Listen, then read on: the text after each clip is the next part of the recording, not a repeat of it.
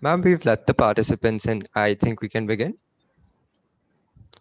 You're on mute, ma'am. Yes, go ahead. Sure. A very, very warm good evening to one and all, and welcome to our last but our flagship event, the startup competition of the Jai Hind College Global Entrepreneurship Summit, presented by HDFC Bank, co-sponsored by Ticker by Phenology, powered by Red FM 93.5, in association with Novello, logistics partner, Air Surge, news and media partner, Startup Indian News, Indian Startup News. Sorry, Manav, next slide.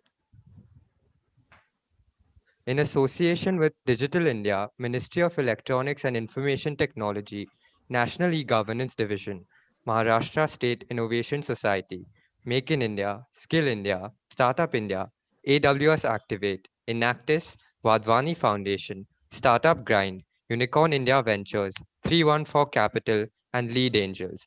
With that, I welcome everybody to this session today and all our mentors, all our stakeholders, all our participants. Thank you for being here with us today. I would like to invite Dr. Rakhi Sharma to formally felicitate all our mentors, judges, and stakeholders. Thank you. Thank you, Siddharth. It's indeed a great pleasure to see all the eminent personalities out here, and a very warm welcome to all the judges who have agreed and have accepted our invitation to be the judge for the final round of the startup finals. I also welcome the attendees and all the attendees who are here to see the kind of pitching and the kind of questions which will be asked by the judges. So that will be a learning lesson for all the attendees.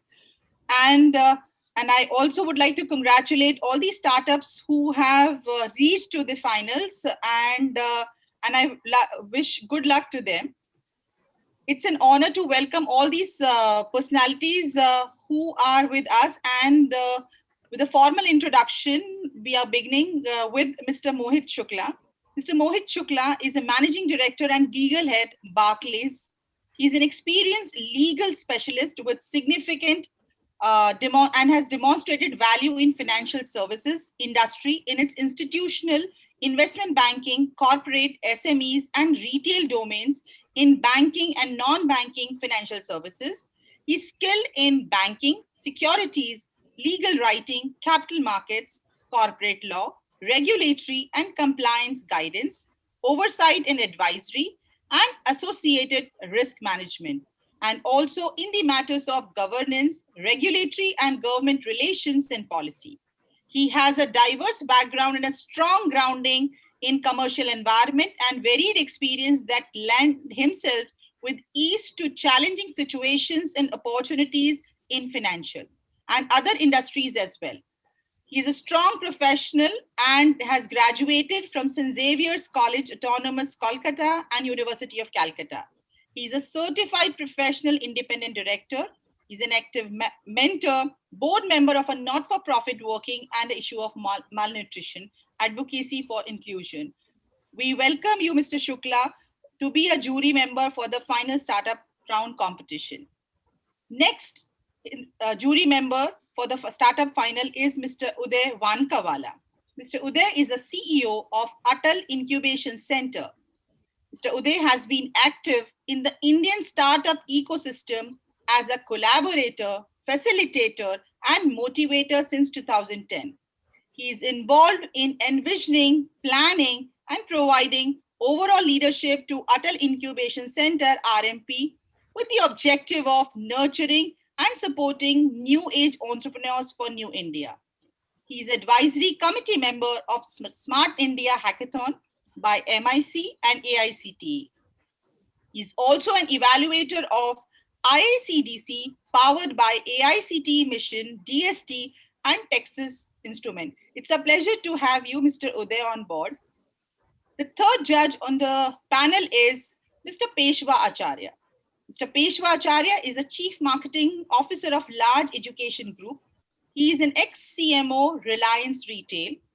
Mr. Acharya brings deep and diverse consumer marketing expertise and P&L leadership experience built over last 25 years across FMCG, retail, telecommunication, technology, e-commerce, hospitality domains, and often referred as marketing maestro. An alumnus of IIM Calcutta and IIT Kharagpur, he has worked across Indian subcontinent, Asia, and Africa.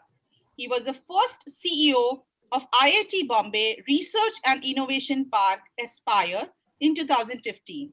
He also founded his own entrepreneurial ventures, Think as Consumer and Levin Healthcare. We welcome you, Mr. Acharya. The next jury member is Mr. Ranganath Tota. Mr. Ranganath Tota is the founder of fueladream.com, a leading crowdfunding platform based out of Bangalore. He used to be in the corporate world for almost 30 years with firms like Pepsi, Godrej, Whirlpool, Mobile to Win China, C2W, and Hindustan Times. He has worked across China, India, and Southeast Asia in different roles and been the CEO for many businesses. He has built businesses and launched products in India and China. This includes launching the Hindustan Times newspaper in Mumbai. It's a pleasure to have you, Mr. Tota, on the panel. The next jury member for the finals is Mr. Puru Modani.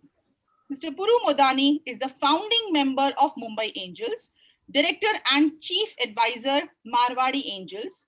He's a tech futurist and new age serial entrepreneur. Puru Modani is a versatile and passionate leader with strategic investments in emerging tech, fintech, cybersecurity, staffing, AI and machine learning solutions, e-commerce, and SaaS products. He's also a seasoned angel investor, having invested in 30 odd startups across sectors with significant exits. He is the founding member of Mumbai Angels and an anchor investor at MA Hyderabad chapter and Goa Angels Network, and director as well as chief advisor of Marwadi Angels. He also serves on the board of incubators and select few investee companies. He is an avid sports enthusiast and serve on the board of Telangana Olympic Association and Telangana Fencing Association. It's a pleasure to have you with us on board for the finals. Next we have with us is Mr. Rajendra Deshpande. He's a partner of ING Group. Mr. Deshpande is one of the key founding member of Intelnet Global Services, a leading ITS-enabled joint venture between TCS and HDFC acquired it. He had over 3 decades of technology and digital transformation experience working in ITES BPM sector, driving global projects. Recently, he's co-founded ING Group Consulting Services, a fast emerging digital and technology transformation group serving global clientele. We are pleased to have the jury member as a jury member. At last but not least, we have with us Mr. Vijay Amritraj, partner and CEO of Volia F9 Gourmet and tech investor. Mr. Vijay turned an entrepreneur in 2014 and co-founded Voila Cuisine. He drove the company's focus on building a scalable and profitable business. He was instrumental in merging Voila Cuisine and Fusion Hospitality in 2015 to create Voila F9 Gourmet, one of the India's largest workplace food companies. Vijay also turned an angel investor in 2014, and he began his journey by seed funding Genesis Biologics, a high-end insulin biosimilars company. He followed it up with an investment in Singapore-based Crayon Data, a fast-growing AI big data company. He currently has investments in Silicon Valley-based startups and continues to scout for unique and globally scalable technology startups. Thank you, Mr. Vijay, and it's a pleasure to have you. I once again welcome all the jury members for the startup finals. And over to you, Siddharth and Ayushi. Thank you so much, ma'am. Thank you for that wonderful introduction. Before we get to the event, I would just like to go over the flow of the event. We will have the startup introduction, and then we will go in order with each judge one by one in order to avoid any disturbance and crashing of the meeting. And without any further ado, I think we can start. And I would love to invite Ayushi Karande to introduce our startup finalists for today. All the very best. A very good evening to everyone here. I'm extremely excited to invite our first startup, Aged. Aged is a social startup and they have a beautiful tagline that says there's no age for education. It's a digital classroom initiative for those who do not have a school to go to. And I take pleasure in inviting Tahir, the co-founder of Aged, to begin with his presentation. Hi, good evening, everyone. May I begin? Yes, Tahir, you can. All right. Good evening, everyone. So before I begin my pitch, I would like to start off with a video that we've created for all of you. So I'll just be presenting the same.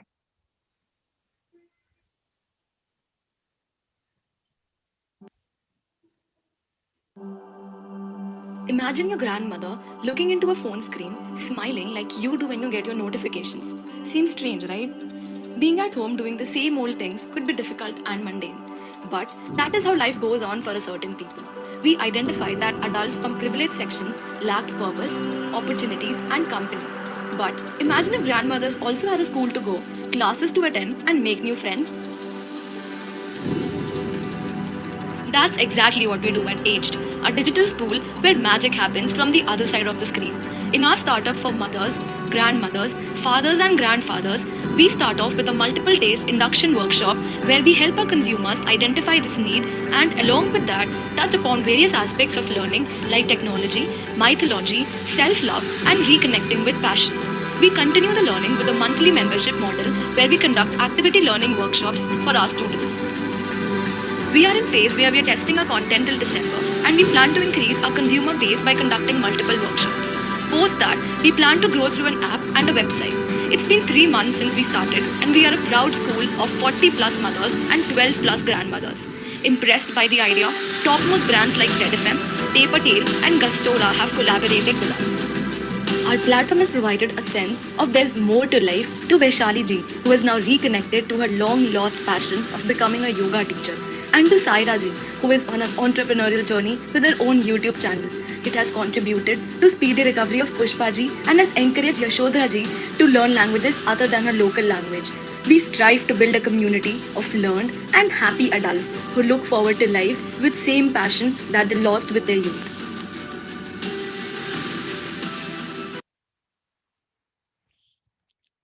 All right. Hi. So I'd like to begin with my pitch now. So as the video said, we are a digital classroom initiative that provides a peer-to-peer learning experience as well as an intergenerational learning opportunity. What this basically means is that a lot of times you want to speak to your grandmother or your grandmother wants to speak to you but doesn't know how to do it, right? This is what bridges that gap. As mentioned in the video, we realize that a large part of the population today in that age group is sitting idle. They don't know what to do. They want to interact. They want to learn, talk, and share. But there is nothing that fits into their time, right? So this is where we come up with a very unique yet a simple value proposition where we provide a community building opportunity where we not only enable them to learn but also discover themselves. A lot of our participants today, they've started their own ventures, right? And we also give them an opportunity to grow at a personal level, which trickles down to a family level also. And there's one other very important value that we provide, which we didn't realize at the beginning. That is that it has a lot of positive health impacts. I will elaborate on this as we go further. We also we are providing a digital solution. Basically, what this means is it gives us a greater reach and it helps in accommodating people's schedules. How this helps us is that today we've gotten to more than 17 cities in the country. And this is one there's a good advantage of being a digital platform. And more than anything, it does help people being tech savvy and new age aware also. What this simply means is imagine your grandmother today talking about the Bitcoin rise and fall, right? That something like this happens only at our platform. Our customer segment, as we mentioned, are anyone who is who is elderly. But our indirect channel, and that's what I'd like to mention over here, are their children and their grandchildren. Why that is because they are the ones who really see the change that's bringing about in their lives, and they are the ones who push them further. We had a workshop that simply taught them how to use WhatsApp and Facebook, and people came back to us and told us, can you please create workshops on how to on teaching them how to use the laptop, how to use the printer. So this is where we get a push in our customer segment. We also it also includes all the people who don't have time to spend with their parents or grandparents, but really want to give them a good living opportunity, right? And this is where we come into place. What we really do is simple. We have online workshops through a Zoom or a Google Meet platform. We have two kinds of workshops. We have a value building workshop and we have activity based workshop. Activity based value building is where we just induct them into our community, and an activity workshop is where we get them and we help them build skills. We help them discuss their topics that they like. It basically mimics a kitty party kind of a scenario, which they generally used to get, but due to the COVID situation, that's lacking in their lives. I'd like to elaborate more on the business model now, and mainly the bottom two segments of it, the cost and revenue stream. So right now we are charging people per person on a per person per workshop basis, which barely covers our operational costs. But in the future, we plan to start a membership fee model, which is basically a subscription model. This will help us get payments upfront as well as confirm our audience for a longer time duration. And something that one of our mentors told us is to focus on pricing collaboration. What this means is at that age, there are a lot of services that they need. And once we have a trusting community, they will trust us. So we can collaborate with people who provide these particular services. When it comes to financing, as I said, we are covering our operational costs. That includes the Zoom and the Zoom subscriptions and volunteer incentives. But the major part of our proceeds are kept aside for our website development, which is what we want to do in our next phase. The website development is because we are creating an online portal. It's not going to be a simple Wix or a WordPress website. It's got to involve a lot of more. So when we got quotes for that, we realized that this is going to be expensive. That's why we are right now building towards that. Our membership fee model will come into picture once the website is created and once we have a lot more content, because we can't have sparsely put up content over there. Coming to funding, right now we have a modest growth. That is because we are focusing more on content development and our community relations, because that is something that is more important to us at this point in time. Although if we were to get funding, we would immediately start with our website development, as we want to give this a push. And we would also get dedicated project managers. We would hire dedicated project managers who would be with us full time. And of course, we would also have paid content collaboration. This again helps us in a larger reach. Customer acquisition, as I mentioned earlier, we've grown organically up till now, and more than anything, it's from our indirect customer segment, that is the children and the grandchildren, who really give us the push. But going ahead, we want to go to schools and community circles and put our need out there. And more than anything, also social media club collaborations, because over there they have the audience, but they don't have the content, and we are a good gap bridging platform for them.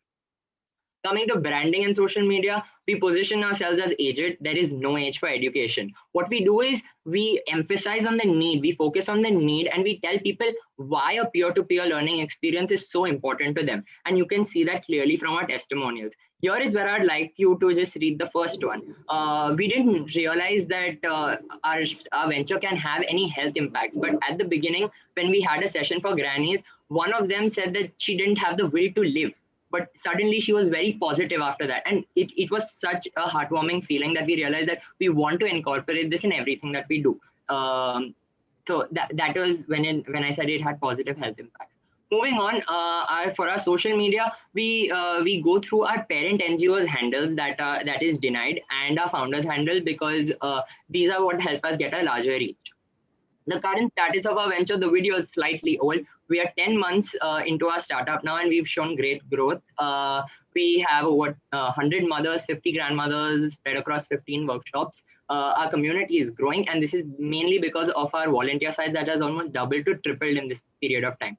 Also, we have now we've qualified for the Ashoka Changemaker initiative, and this is also helping us boost our venture.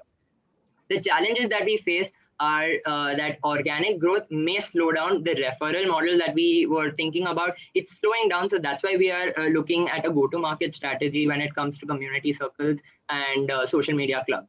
And lastly, the website portal that we are developing, we haven't tested the applicability of that. So as easy as the Zoom seems now, the Zoom or the Google Meet seems now, it may not be that simple with the website. So this is what we are working on right now.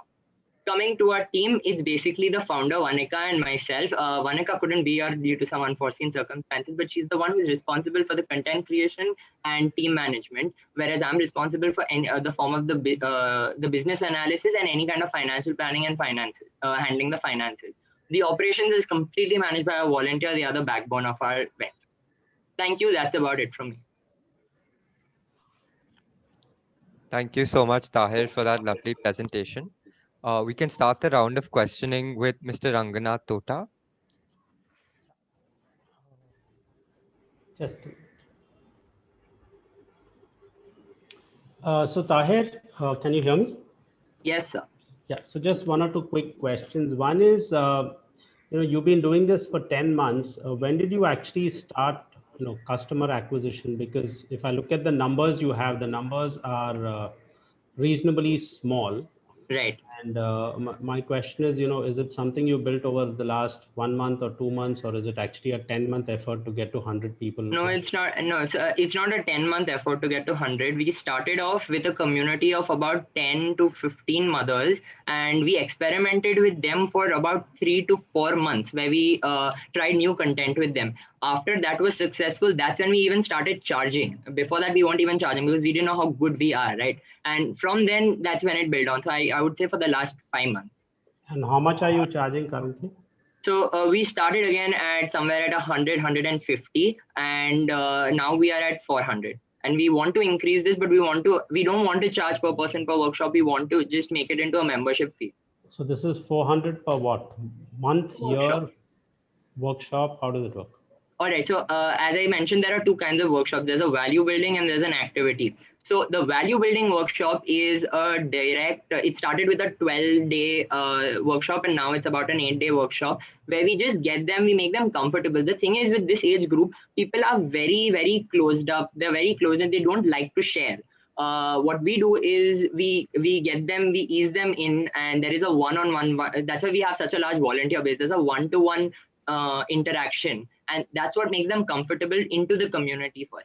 Once that so we charge a one time for that. The 400 is for that, and then for the activity based workshops, we charge them right now it's 200. So we charge them 200 for 4 workshops across a month. So yeah, and the activity workshop is once a week, which happens once or twice a week. So about 4 to 8 sessions a month.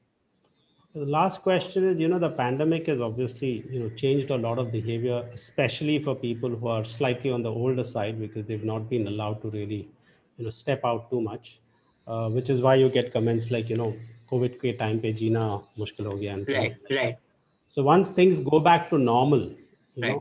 The question then is, would there be still a compelling reason for them to find communities online when they can easily step out and, meet their usual group of people?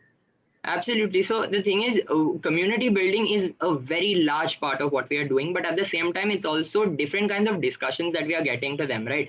It's not always that in your friend circle, you're going to get all the topics that you want to discuss, right? There are topics you want to discuss, you're not familiar with, and you can't discuss with the people you meet every day. So this is where we come out. That's why the activity workshops, right? Where we get in particular discussion topics, where they can talk to people across the country in this. And that's what's happening. That's how our activity workshops also grew. We started with something, and the mothers themselves came together and they said, we want to have a cooking workshop. And they went and they started another set, started a yoga workshop. And one of the mothers only took the initiative of conducting the yoga workshop. So that is how we are growing. Okay. So I'm good with my questions. Thank you. Thank you so much. Thank you, Mr. Tota. Moving on to Mr. Mohit Shukla.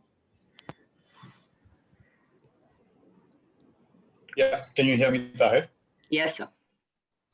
So one of the questions that I wanted to ask you is that when you look at your volunteer base and in terms of sustainability, what do you think is the key driver for you in terms of making sure that the enthusiasm and the desire to do this from a purely giving perspective does not taper off? And what's your backup in terms of making sure that if this is to sustain and your primary element is the volunteer, then how do you sustain that? Sir, the first question that you asked, you mean what enthusiasm the volunteers will have to remain? Is that what you asked? Yes, the question is that how do you make sure that if your model is primarily volunteer based, No, so, okay. I'm sure right. people will change over time and you will need more volunteers, some people will fall away. But what is the sustainability you think there is in terms of something which is primarily volunteer based at the baseline? Right. So the thing. So we this question was raised to us by a lot of people, and the answer is rather simple. The volunteers that we get right now are.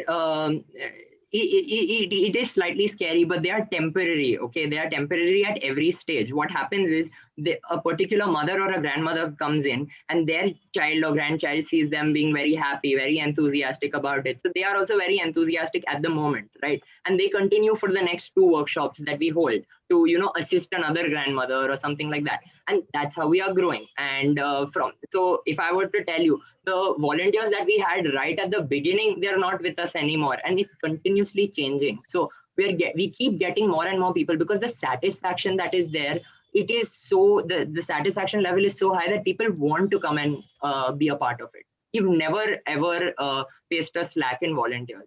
And as a long-term thing, as you said, the base right now is volunteers. I don't expect the base to be volunteers as we go ahead, because as we go ahead, it's a peer-to-peer. So the learning community in itself increases. So the mother gets another mother, a grandmother gets another grandmother. We not necessarily need volunteers at that point. We need a lesser number. Okay, thank you much. Thank you.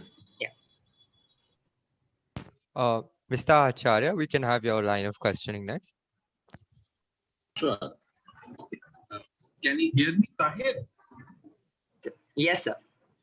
So, I think it's a good initiative. Great. Yeah, large. Sir, I'm so sorry. I can't hear you anymore. Hear me now? Is this better? Yes. Yeah. Okay. Oh, I said it's a great initiative. They have a large, what's called senior or silver tiered competition. Yeah. But I have one question for you. Is your premise a platform then, or actually give them a curated content? What is the premise? So I didn't get you. You asked my premise is? Platform for them. Sorry. So, Mr. Acharya, the audio is still coming unclear. I think that's the difficulty on our end too. Better? Not really. So we can hear you in the beginning always. Then as you get into the line of questioning, it fades away.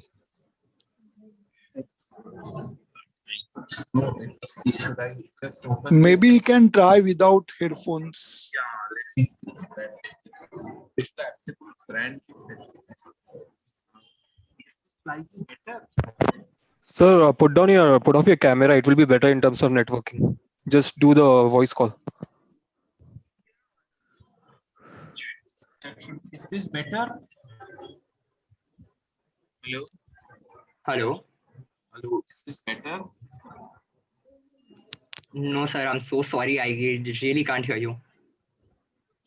So sorry. I'll ask my questions later on. Let someone else ask. Okay. I'll just try to relog in. Yeah. Sorry. Right. We can move on with Mr. Uday Wankawala. So you can ask your line of questioning.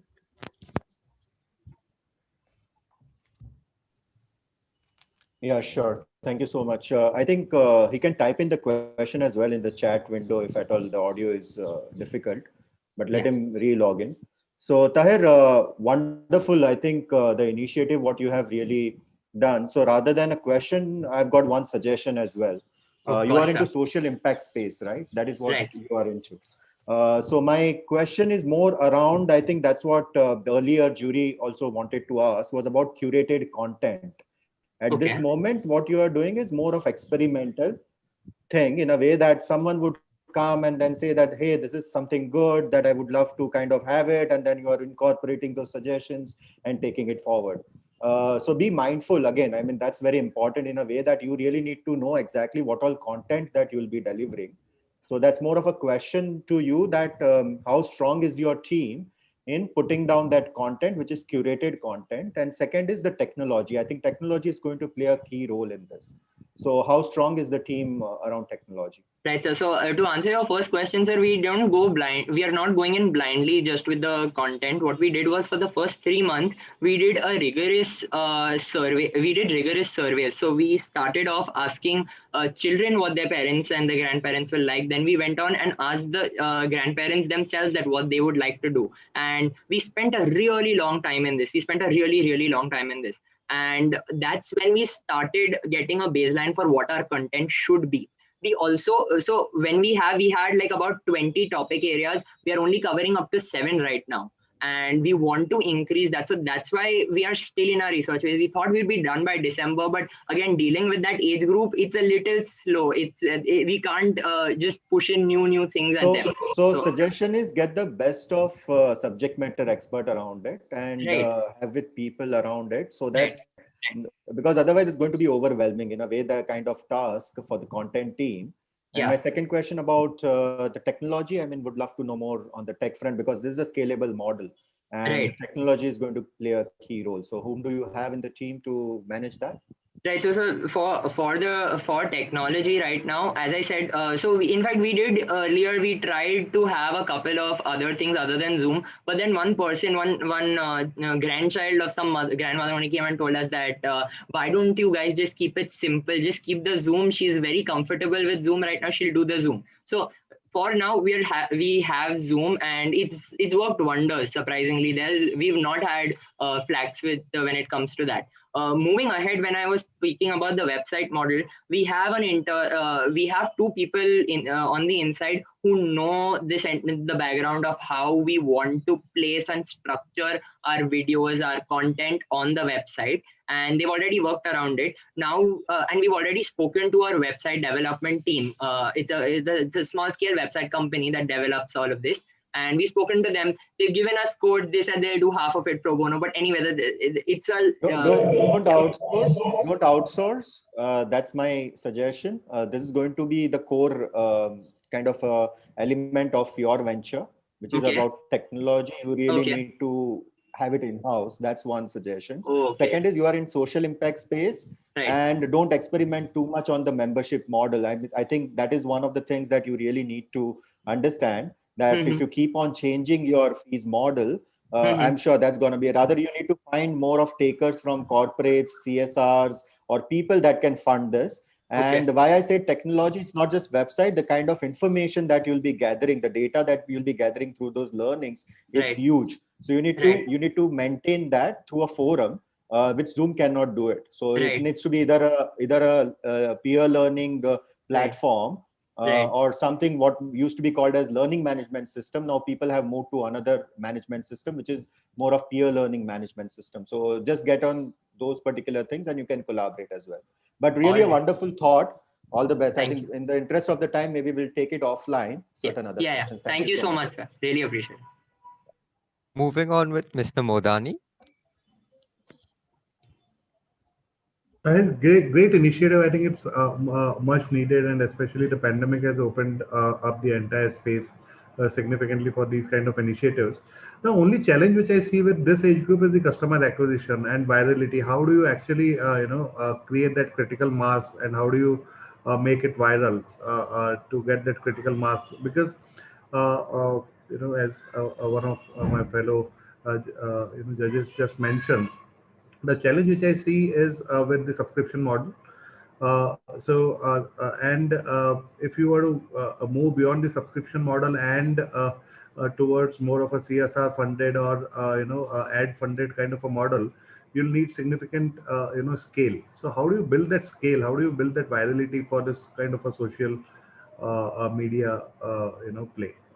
So that exactly. So that was one of our pain points for a really long time. But then we realized, and we spoke to a lot of people. They told us that you need to have a lot of content ready, because today content is available any and everywhere. It's just that the people who are collating it, they are the ones who come up on top, right? So that's what we are doing right now. When we talk about it going viral, we tried a very simple thing and it surprisingly worked, and we don't we are trying to replicate that. So what we did was, we took a grandmother and we shot a video of her singing and dancing in her house along with cooking, and while doing that she was on the Zoom call with us, and that got us like the maximum number of people in the next workshop. So we are thinking of putting in small snippets like this to grow ourselves initially, and then the referral thing works. It is working even now. So if we get 10 new grandmothers, we get 5 new in the next one without doing anything. So that growth is going on. Sure. So till the time you are able to manage your customer acquisition efficiently, I think this is a great model. Any social network, I would still call it a social network, a content-driven a social network. I think that's how do you basically make it viral? Because So I get, so the thing is, I don't want to put this in my answer. I didn't want to put this in my answer earlier because we've not yet done it, but this is in our plan to do it. We want to have a go-to-market strategy when it comes to going to schools and colleges and explaining this to people. As we said, we are taking a need-based approach where we are telling them why this is important, why the peer-to-peer learning is so important. And when we explain it to the children, they go and they push their parents or grandparents to come on board for this. So that's one. And the second one is social media clubs. Social media clubs today have a lot of audience. They have tremendous amount of audiences, but they don't have the proper content to drive that audience. So if we collaborate with them, we'll get it. But the thing is, we haven't tried, so I didn't want to put that in my answer. Yeah. Sure. I think that's all I have from my side. Thank you. All right. Thank you, sir. The best. Thank you. Mr. Acharya has rejoined. Mr. Acharya, are you able to connect your audio? Now, is this slightly better? Tahir, is it good on your? Yes, sir. Slightly better. Slightly better. So I have just 3 comments for you. Okay. So you can take it as a comment, question, or a comment. Right. First, for me, very important is the discovery of your product. Yeah, that is very important. Number 1. Number 2 is if it is a slightly senior group, how comfortable are they using technology? How can you make their life simpler on the technology? That is point number 2. So could you please repeat this one? I'm sorry, again, your voice cracked. Yeah, so there's a problem. My laptop right now, I don't know what. I'm saying for a senior audience, especially those ones who are above 60, 65, how do you make the hardware usage easier for them? Okay. So that is very important. Yeah, it is not like your generation where mobile phone, your kind of smartphone is inherent to everyday life. And third point is, if you are actually scaling, presently, what is the language you are using? What is the present language of delivery? Present language of delivery, sir, it's Hindi. So that's important because if you really want to scale, this is where you will actually need a little bit of language skills also. Because many of these people like to see their language. These are my 3 comments which I have. I think overall it's a great shift. Thank you, sir. So I would just like to comment on the second thing that you said, the hardware. For that, what we are doing is the first day when they are sitting on the thing, all we ask their children or their grandchildren to do is just log them on and teach them the mute feature. That's all we do. And surprisingly, that's worked. We've never ever had a problem where a phone has fallen down or a laptop has closed. I mean, it's that simple. And the thing is, people don't mind doing this because they themselves, unfortunately, don't either have the time to spend with their parents or grandparents. And since they are getting a platform that's doing it for them, they don't mind spending that 1-2 minutes just to set it up for them. So we are a little comfortable with that. And the other 2 points, thank you for them. So I'll just keep them. Yeah. Just in a lighter note, I wanted to tell you and some of the other people maybe, that I just read that recently in Japan, they have set up something called a Minister of Loneliness. Yeah, so that is one ministry they have set up. Because Japan is a big problem. People don't have people to talk to. So, Right. yeah. In a lighter note, I wanted to say that. Yeah, well done. Thank you. Thank you, Mr. Acharya. Mr. Amrit Raj, we can go on with you. Yeah, Tahir, good presentation and congratulations, nice initiative. Thank My you, sir. question largely is to understand why the hurry to charge for your product and focus on a revenue model. If you're building a community platform, right, and if your cost of delivering content, which is largely coming from volunteers right now, is very low, why would you want to restrict growth, right, by charging and not making this free, right? At this stage, I would largely be focused on product market fit and growing the platform as fast as we can, trying to onboard as many people as you can, both on the volunteer side as well as the user side. I would believe that revenue model or even thinking and focusing on a revenue model at this stage would be an impediment. So I just want to understand what are your thoughts and how are you approaching, because a couple of points in your presentation said you were worried about growth slowing down, and Right. your month on month, week on week Right. growth hasn't been as good as it should Right. be for new platform. Right. So there are contradicting views in that. So Right. it's linked to your approach and your strategy and your thought process and how you want to build this platform. Right. My question was simple, that if your cost structure is low because it's largely coming from volunteers, then you shouldn't be focused on revenue and revenue model at this stage. Correct. So our thought process when it came to this initially was the same. We didn't want to make, we didn't start this to make money out of this, right? So we wanted a community to be developed. In the beginning, right at the beginning, we did not charge at all. And after that, one day, one mother from her end, she's like, "Ye beta, ye rakh lo." So it just got us thinking that right at the time we were like the two of us, Vanika and myself, we were paying for even the little things. We're like, if we can just cover that, it's not a bad idea. And then we looked at who would want to pay. So we took out a survey asking, would you pay for this or would you not pay for this? And everyone was more than happy at paying a very humble amount, right? So as sir asked right at the beginning, we started by charging about 150, and that is what covered our bare minimum Zoom costs. After that, we got 1 to 2 people who were full-time with us. And to keep them, to give that incentive, there was a small incentive-based remuneration that continued at the time. Now, the reason we are charging, as I said, is we are putting proceeds aside for the website development. But yeah, I've gotten a lot of feedback from the previous judges and otherwise also that you should focus more on a CSR-related model where you get funded and you can grow on that. Yeah, you don't need to focus on CSR. You can go the Patreon route, for example, and let people pay whatever they want to pay if they want to pay. But Right. because it's a social impact platform and it's a community platform, I would Right. go all out. I would make it completely freemium and go all out on creating very good content and onboarding both volunteers as well as users at a very rapid pace. And that's Right. what creates traction for a startup.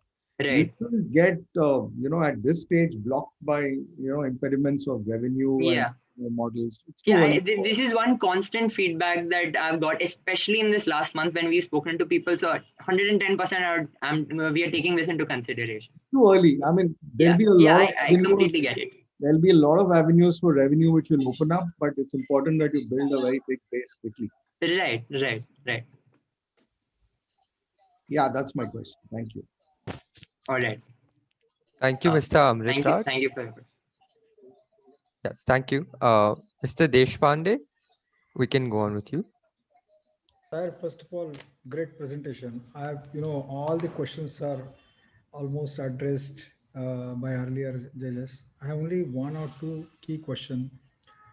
Did you really spend time with some of the old people and try to understand their pain area, or you just did the survey? I'm sorry, did we spend time with the? With the old people, or Yeah. is just the survey based? What I want to say is, did you really spend time with your customer? Yeah, 100%. So we put out a survey right at the beginning, and we got about 15 to 20 mothers who we stuck around with for about 3.5 months, and we just spoke to them like in the value building. That's why we had a 12-day thing earlier, where 8 days we had our content ready for them, and 3 days we just used to let them talk on their own, and we used to just observe, be a part of it, see what they like, see what they don't like, what they like to discuss, and things on that. We built on that only, and we got out a particular amount of, so as I said, in our survey we had about 20 topic areas. Looking at their discussions, we came out and we narrowed down to about 5 to 7 topic areas. That is what we are providing right now, content for right now. Understood. Only one area on the channel, you are saying that you are currently Zoom based. Right. I think your dependency on Zoom, you should basically eliminate at some point of time. Right. And keeping the age factor, since WhatsApp and other avenues which are available, try to see how can you leverage, because what is most acceptable medium is what will get through you better, rather than just focusing on Zoom. That's my view. Right. So, and on content wise, when you are going to do the content, especially at this age, try and see how much visualization you can bring it, because kids and the old age, they go hand in hand. So Right. if you are able to bring the clarity to your content through visualization, I think that will be of great value to them. Right. So visual content is part and parcel of it. So I didn't explicitly mention it, but most of our things, we have to show it to them visually. So one of our workshop was teaching them what features of WhatsApp and Facebook, and the entire thing was just it wasn't a presentation per se, but there were just screenshots that were up there. We told them to click here, click here. So yeah, I do get your point. With that age group, it's really important to have a visual touch. And the last one is, how are you going to take care of the cultural sensitivity and the age requirement of this? Because I think the most important part for this age group is what and how and what kind of cultural things you content you are going to build. So how are you going to take care of this part? Right. So the one thing that we right at the beginning we noticed also is that we had to stay away from political topics, and that really we realized that over a period of time, because whenever it came up, arguments started getting heated, and this is in the 3 months of initial 3 months when we tried one of them, and it didn't seem like a good idea. What we do is we keep light topics, something that they want to discuss, that they like to discuss, some skill they like to build. And that is what we want to provide. We don't want to get too rigid with all of that. And talking about general cultural topics, yeah, we have particular ones. And the thing is, when we market only, we get audience that is specific towards that. So, I mean, it's handled in itself. Yeah. Understood. Thank you very much. I think this was very helpful. Thank the you. idea is definitely great. No doubt. Thank you so much, sir. Thank you. Thank you, Tahir, for your lovely presentation and your answers. And thank you to the judges for their questions and insights. Over to Ayushi to introduce the next startup. Just can I have, sure, sorry, will you sir. permit me? Yes. Since it's education based and it's a social entrepreneurship. So Tahir, it's a need of the day, need of an hour, whatever you want to say. Of course, there are so many families which are there, which are nuclear. And the parents are staying away, or they have gone, the children have gone abroad, and therefore they are alone here. You are targeting, like say, colleges and students and telling them about it. So this particular part, you know, I think the societies will need to be approached where these kind of people are living. You know, every society will have that kind of thing.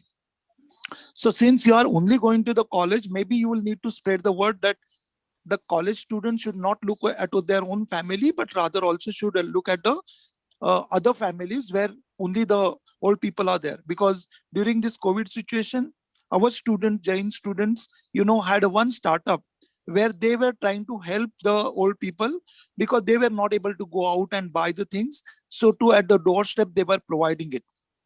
Okay, that was a social cause. That was one thing. Your presentation was beautiful, but there I noticed something was that you had shown the mother and grandmother from different stratas. Right. And at present, what I could see is that you are focusing on a particular strata, and all of them, judges are the best one. They pointed out that, you are considering about revenue model because these are the people, their needs are different. Right. And therefore, they also need this kind of help very Right. much.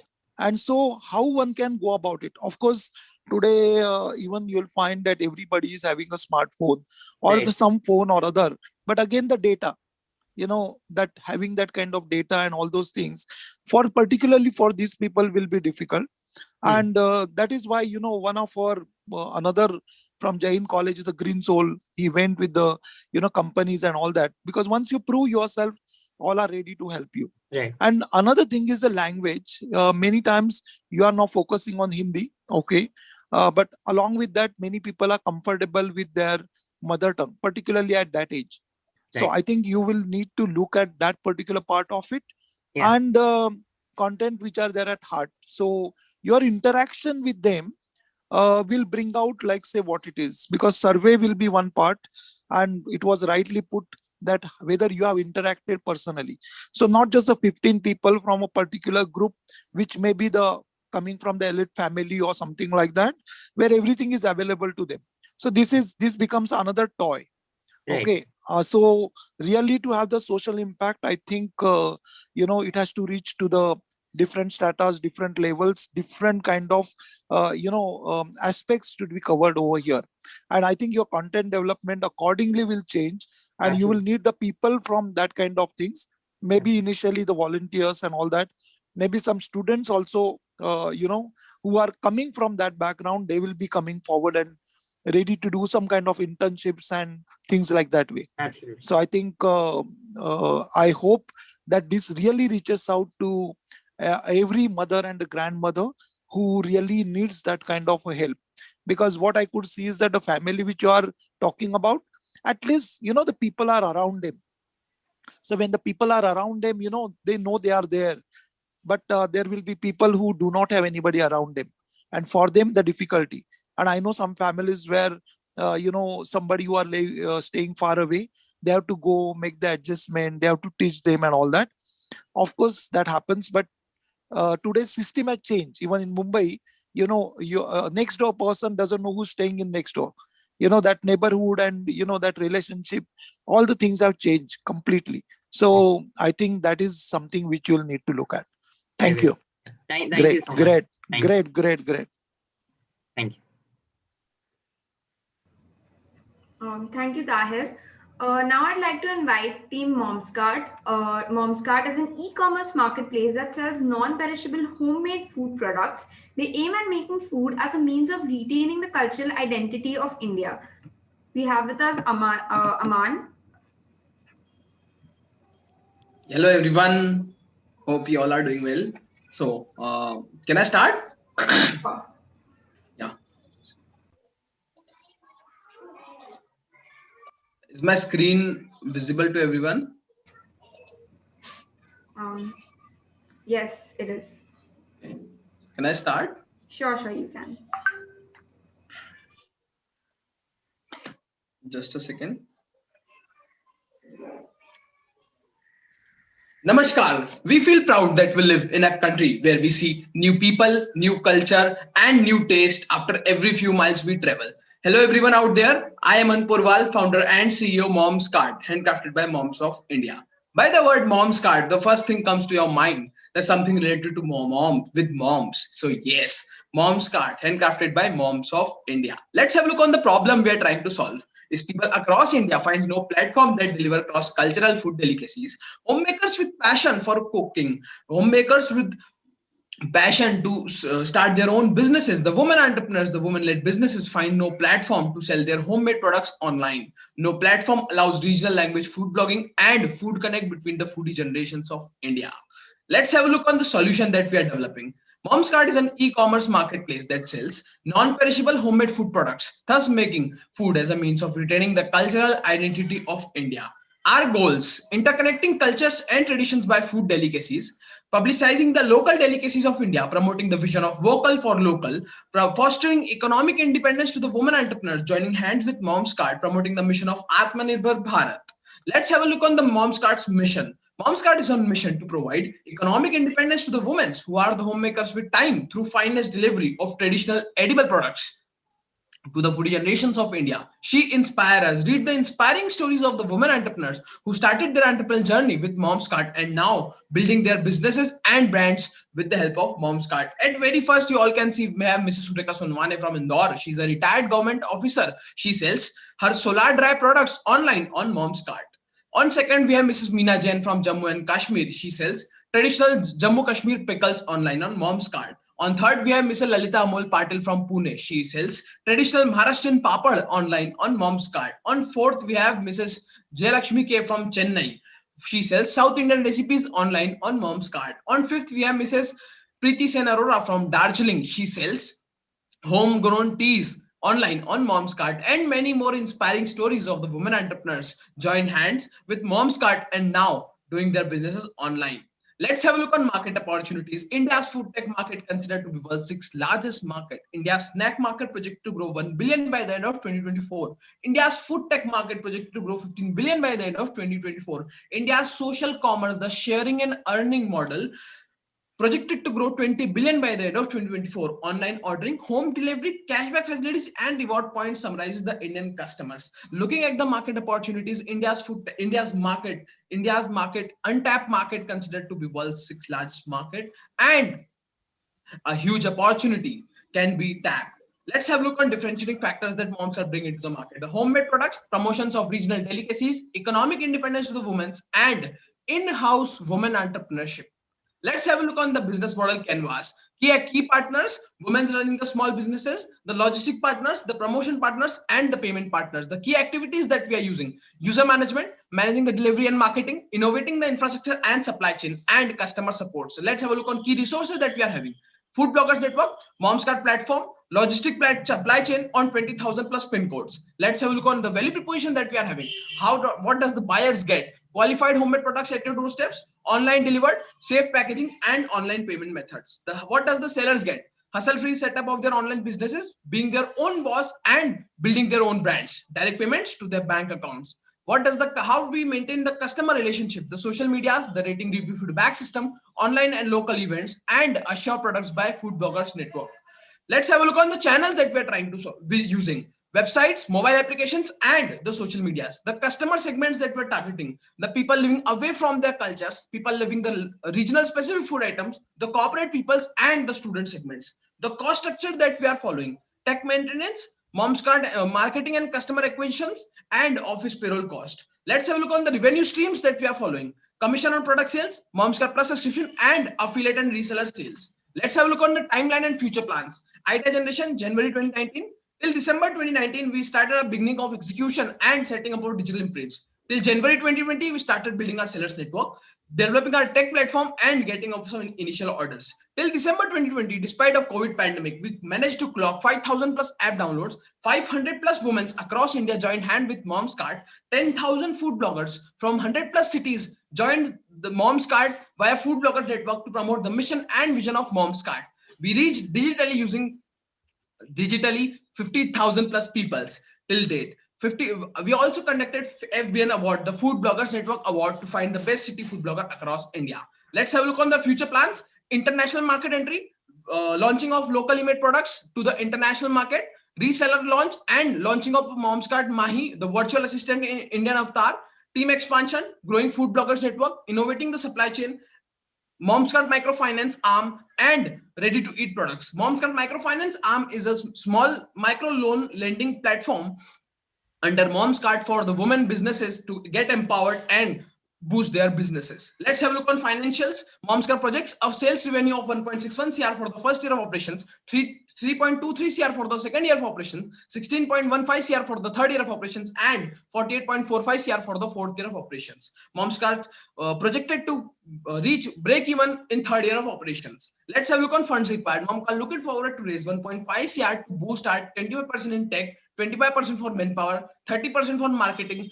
15% for assets, and 5% for miscellaneous. Let's have a look on team and press releases. I am Aman Purwal, founder and CEO, with Naman looking for marketing, Akshat looking for HR, Manish looking for operations. Here are some press releases and the awards that we got featured. We won many of the summits, and we got awarded by IIT Roorkee, IIT Guwahati, IIT Kharagpur, IIM Ahmedabad, IIM Indore, and IIM Amritsar. Let's have a look on the press releases that we have got featured. Here is the look. Here I have a look on the food bloggers network that we are running, where we partner with the local city food bloggers, and with the help of these food bloggers, we promote the mission and vision. I hope you all can hear the video. We can't hear it. Maker across I India, hope now you can see, and they have hear a the platform audio. where they can like sell all these things, and you have an opportunity to buy amazing products from Mom's Is Cart. the audio So like few days ago, I received these two It's pickle working. jars Yes, from it's Mom's good. It's Cart. good. One is jackfruit pickle and one is mango pickle, and I can assure you the taste was like homemade pickle like our mom, our mother, our nanny, dadi makes. And this is so amazing, and there's so many other products like laddu, papad, chips, snacks. There's so many other products, so it's just you need to go and check out this It's page one of the and product order video by one some of the food stuff bloggers from from there. Delhi. It will Similarly, help we them have to many food grow. bloggers It will joined empower the our food blogger mom, it will network via empower food our blogger women, network that we are and this running. is like And with the help of these food bloggers, Moms got partnered with the food bloggers and help us out in doorstep verification of the sellers and promoting the mission and vision of Moms Cart. At Moms Hi Cart, guys, so today I'm going to here talk you all about can see, have a look on now the sellers application that we have built specifically for the sellers, where sellers can manage their business, list their products, manage their order, and everything they need to run their businesses. It's a handy application with a training module, YouTube videos uploaded on the YouTube channel for specifically for the seller. With the help of these videos, in the sellers can get trained and learn how they can run their businesses and grow and earn out of it by working from their home. At Mom's Cart, our vision is to make women of India stand strong. At present, we are only limited towards the homemade products, and at long-term vision, we have the vision to come up with more handcrafted products, not only in food segment, also from other segments. All the product get delivered to your doorstep, comes in the story boxes of Mom's Cart. Here you all can see the story box of Mom's Cart, which comes with the story of a woman entrepreneur, and it kept on rotating by choosing the best seller across India. I would like to end by quoting a word, Pateri kullu from Andhra Pradesh or khakra from Gujarat, Maharashtra का हो पापड़ या something from Rajasthan, यहाँ सब मिलेगा only on Mom's Cart. Her product में है कुछ खास, इन सभी product में माँ के प्यार का एहसास. Thank you so much for listening. I would invite all the judges and dignitaries to visit our online marketplace and have a look how women are getting empowered with Mom's Cart and building their own brands. It took more than 25 years for Mrs. Bector, you all can know, to build her own brand, because the not availability of resources, she need to handle everything on her own. Now, with the help of Mom's Cart, many of the women entrepreneurs like Mrs. Bector can build their own brands. Not only like a Lijjat Papad from Maharashtra, there can be other brands, small growth jokes, and women-led businesses can develop and empowered. Thank you so much. Thank you, Aman. Thank you so much, Aman. Yes, Mr. Thota, we can start with you again. So, Aman, love the idea, and I think it has immense potential.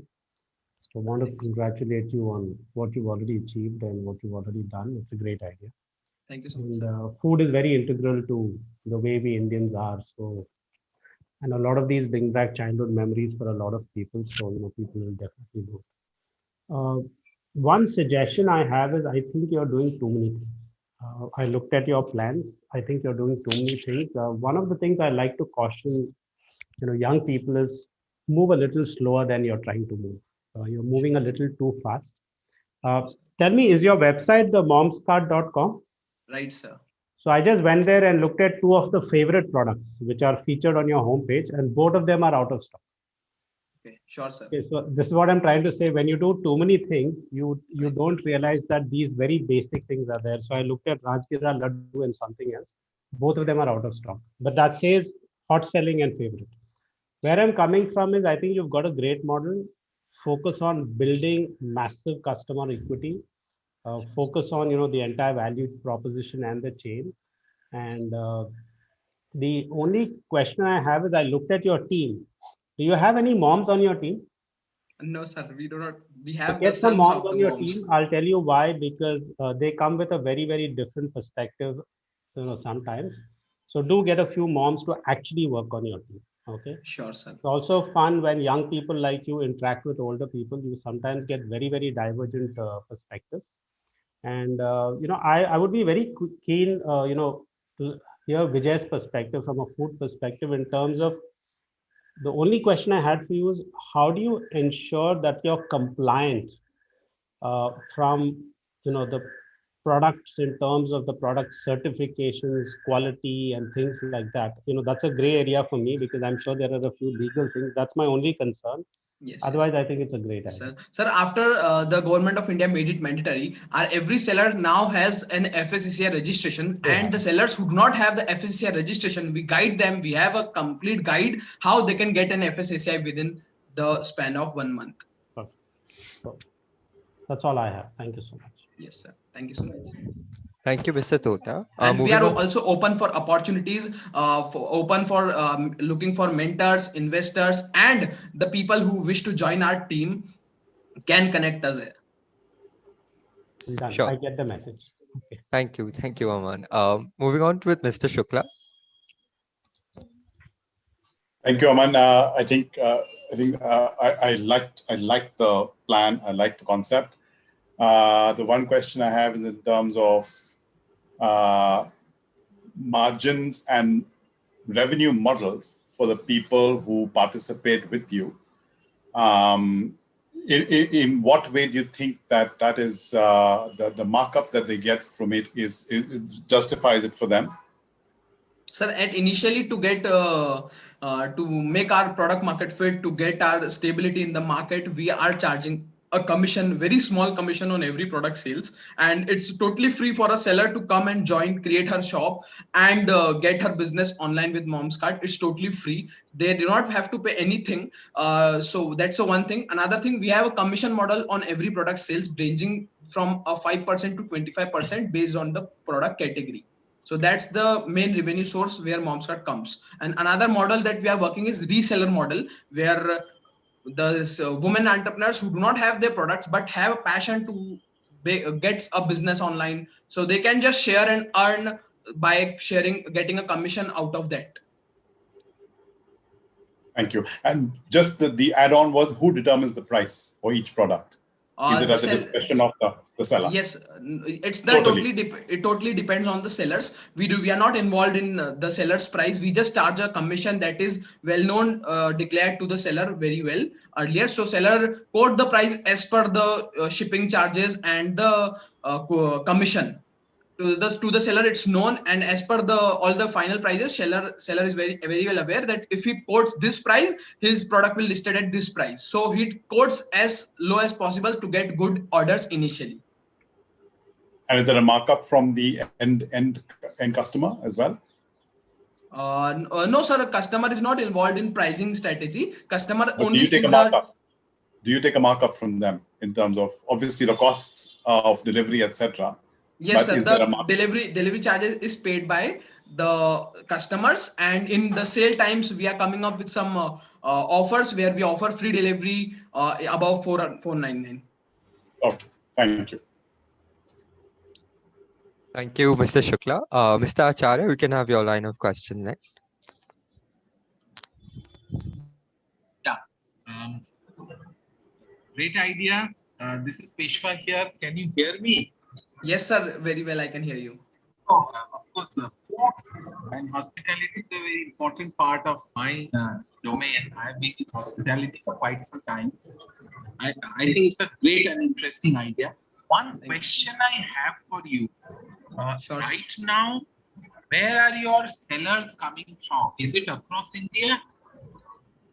Yes, sir. We are open for sellers from across India. Sellers can anywhere from India can join, from Jammu Kashmir to Chennai, from Kanyakumari, from Gujarat to Darjeeling. Sellers are open, can join. We are available for delivery on 20,000 plus pin codes with the help of top renowned logistic partners across India. Your buyers are mostly coming from where?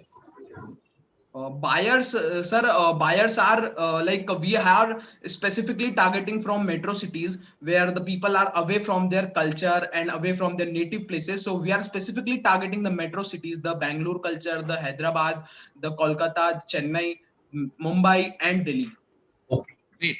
So I have a small suggestion, which is that because of the size of the Indian market, it is so large. Yes, sir. Each of the states are more than some of the European countries. Yes, sir. Like if you look at the state of Maharashtra, it's quite large, 380,000 square kilometers, close to 10 crore people or more, something like that. Yes, sir. It might be a good idea for you to focus on the demand side only on certain parts of the country, because then you will be able to do a better job rather than being greedy and trying to go all over the country. This is one comment I have. Sure, sir. So on the supply side, you can still get from wherever. Yeah, because it's about all cultures. But on the demand side, it might actually make sense on, let's say, 4 states, 4 metros, whatever you think is appropriate. This is the comment I wanted to give. Sure, sir. And We'll work on it. the second comment I wanted to give is that rather than indiscriminately getting sellers on, you might actually want to get sellers who have a cultural nuance and a difference. So, like for example, I am a Bengali and I stay in Bombay. There are a lot of Bengali food which I don't get here readily. And if you can get me that authenticity, then I can buy anything at any price. Yeah. Because the moment you get into the general product, then it might be very difficult to compete with the Amazons and the Flipkarts of the world. You understand? Yes, These are my comments. Otherwise, I think it's a fantastic idea. And I'm even willing to kind of, you can contact me offline for further discussion. Sure, sir. Sure, sir. We surely contact you. Thank you, Mr. Acharya. We can move on with Mr. Uday Wankawala. Yeah, wonderful idea. So as per suggestion from Mohitji, I'm gonna restrict it to one question, and rather comments and feedback, we should keep it sort of in the chat window. I believe in the interest of the time. So my question is it a registered startup? Yes, sir. We have got the trademark. We have also in process of filing the private limited form. Currently, we are at the proprietary level. Okay. And we have filed the draft. My second question is, what has been the investment so far? Sir, it ranges between like 5 to 7 lakhs. No. There is no range, right? I mean, you would know it, how much investment that is gone. Yes, sir. Exactly. The figure is between this two 7 range. lakhs, right? 5 to 7 lakhs, yes, between. Okay. Thank you so much. I'm done with my question. Thanks. Thank you so much, sir. Thank you, Mr. Uday. We can move on with Mr. Modani. Good stuff, man. Can you quickly run us through the numbers, your current traction, your monthly revenue run rate, your average order value, the return rate, customer acquisition cost? Can you quickly run us through some numbers? Yes, sir, for sure. Sir, we have clocked our app download have reached we have like 2,500 plus app downloads, and we have more than 10 to 5 to 10 sellers have started getting good number of orders, doing a business of 2 to 5,000 per month, and overall we are clocking a revenue of more than 50,000, approximately around 50,000, and that is fluctuating. Goes high in the seasons of like festive seasons, and it kept on going up and down. And as we are the bootstrap company, we are having the limited resources. We are using the best organic things to reach out our customers. We are using the paid things, Google ads and Facebook ads, to reach out our customers, but with the limited resources.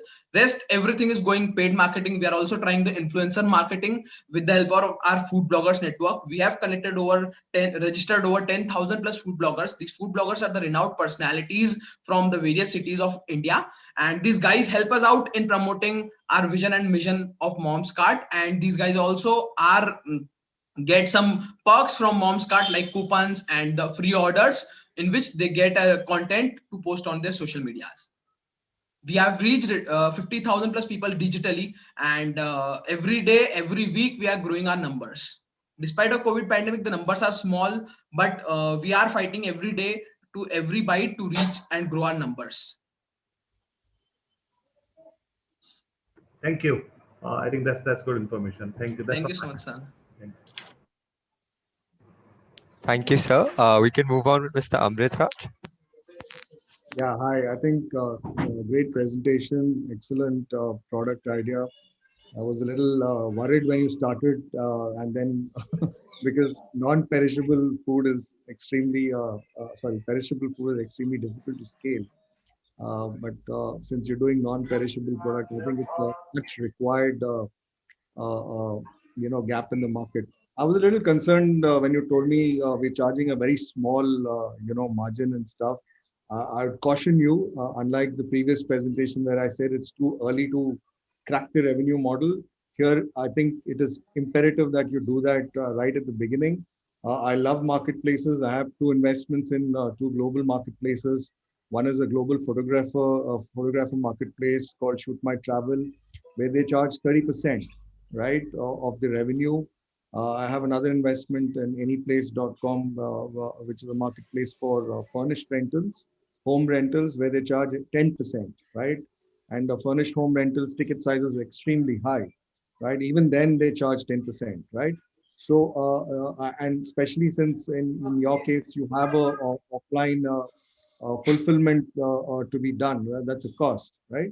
So if you don't get your revenue model quickly established right at the beginning, then as you scale, trying to then monetize it becomes difficult, right? So I think it's an excellent product, but creating both demand and supply. You need to be working on both at all points of time, right? Sure. And pushing that will require a lot of funds, right, in creating distribution for yourself. So you have to be, capitalized correctly, right? And we need to raise enough capital for you to be able to push this through, yeah, because the product idea is fantastic. And secondly, from my perspective, being an F&B person, uh, I would pay a premium for homemade products than branded products. If there was a Haldiram equivalent and a homemade a mom's cart equivalent, I would pay a premium, right? So you have to position the platform as such. If you dilute the platform, right, then the entire proposition gets diluted. Homemade, mom-made foods are very rare, very difficult to get these days, right? And therefore, you need to position your entire platform as a premium platform, right? And thereby create more value for people who are selling on your platform, right? So I think you should be a little aware of these things as you go on, building the platform. But good luck, and I think you're on a good, strong wicket. Thank you so much, sir. Thank you, Mr. Amrit Raj. Inviting Dr. Deshpande.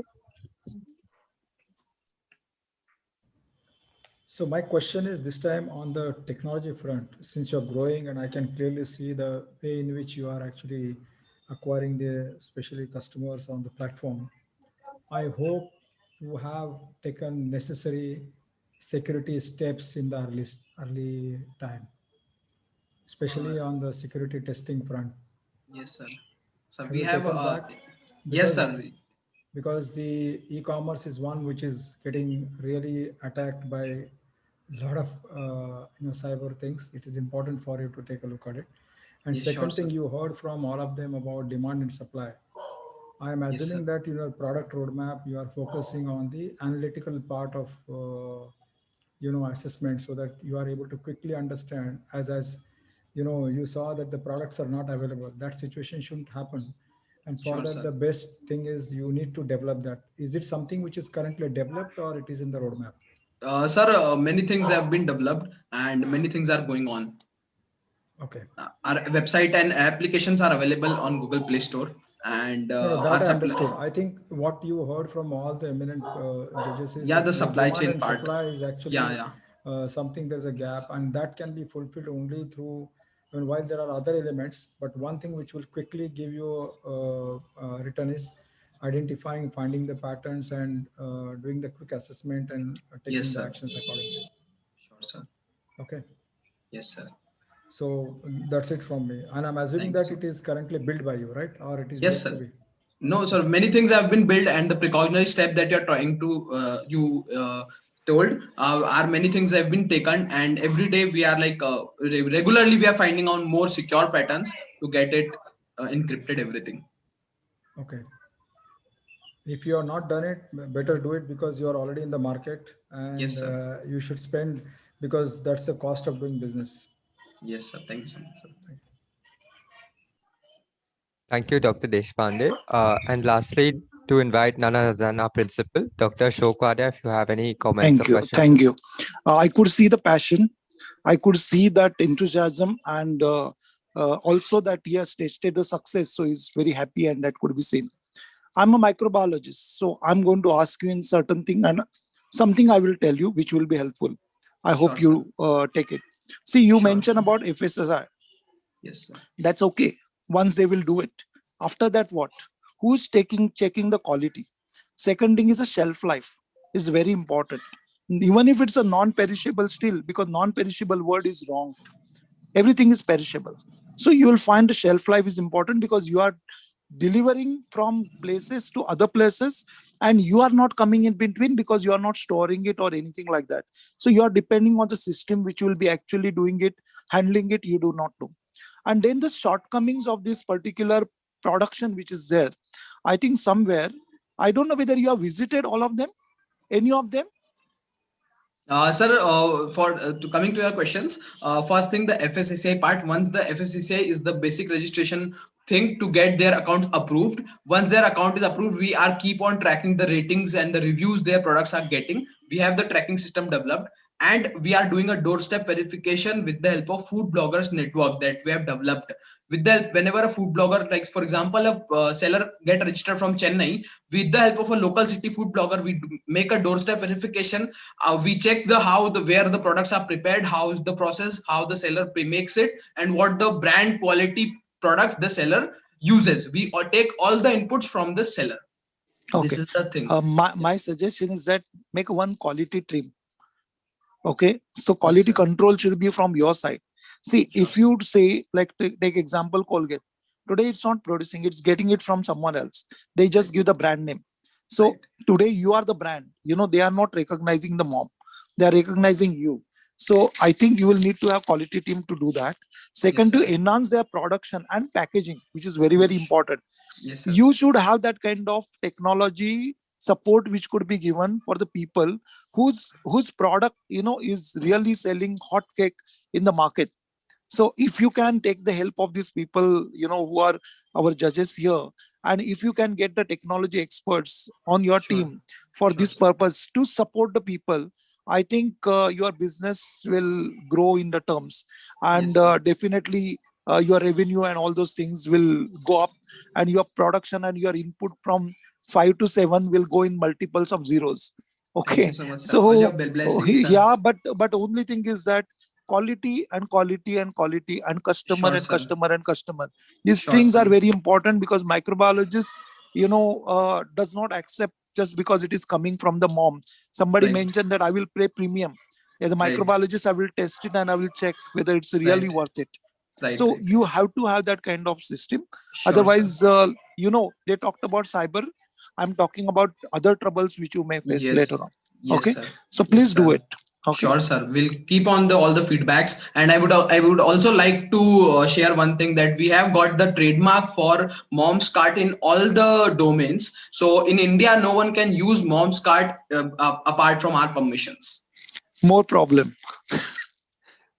So make sure that no problem. Yes, sir. Thank you so much, Aman, and wishing you all the best with Mom's Card. Thank you so Ayushi, much. we can move on. Thank you, Aman. Next, we have Dial 4242, the founder, Jitendra Lalwani, is here with us. I'd like to invite him. Dial 4242 is the biggest app-based ambulance aggregator with 5,000 plus ambulances presence across pan-India.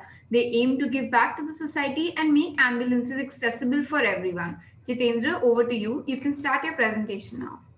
Hey, thanks a lot, and I hope you guys can hear me properly. Yes. Okay, I'll just do my share screen. Just hold on for a minute.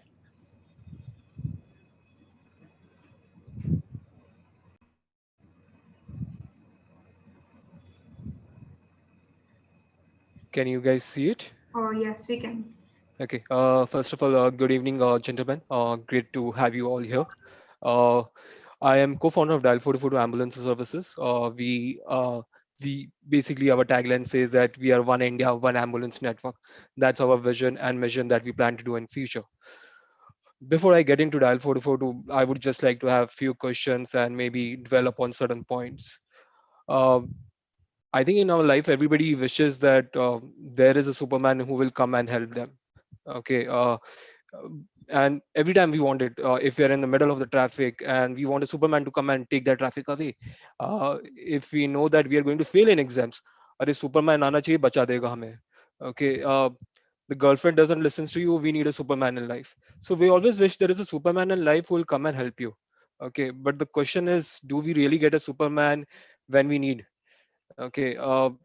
Here's some examples of people who could not even get ambulances on time, or nobody even came to help them when they were lying dead on the road, when they met with an accident, or they were having a heart attack in the road.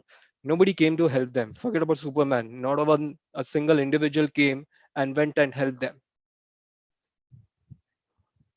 Why we don't even try? Because one of the biggest problems that we have seen in India is that the legal provisions are pretty bad in India. Okay, people are worried that if I take care of a person who is lying on the street, I'll have to spend an entire day in the police station and there'll be a lot of legal issues.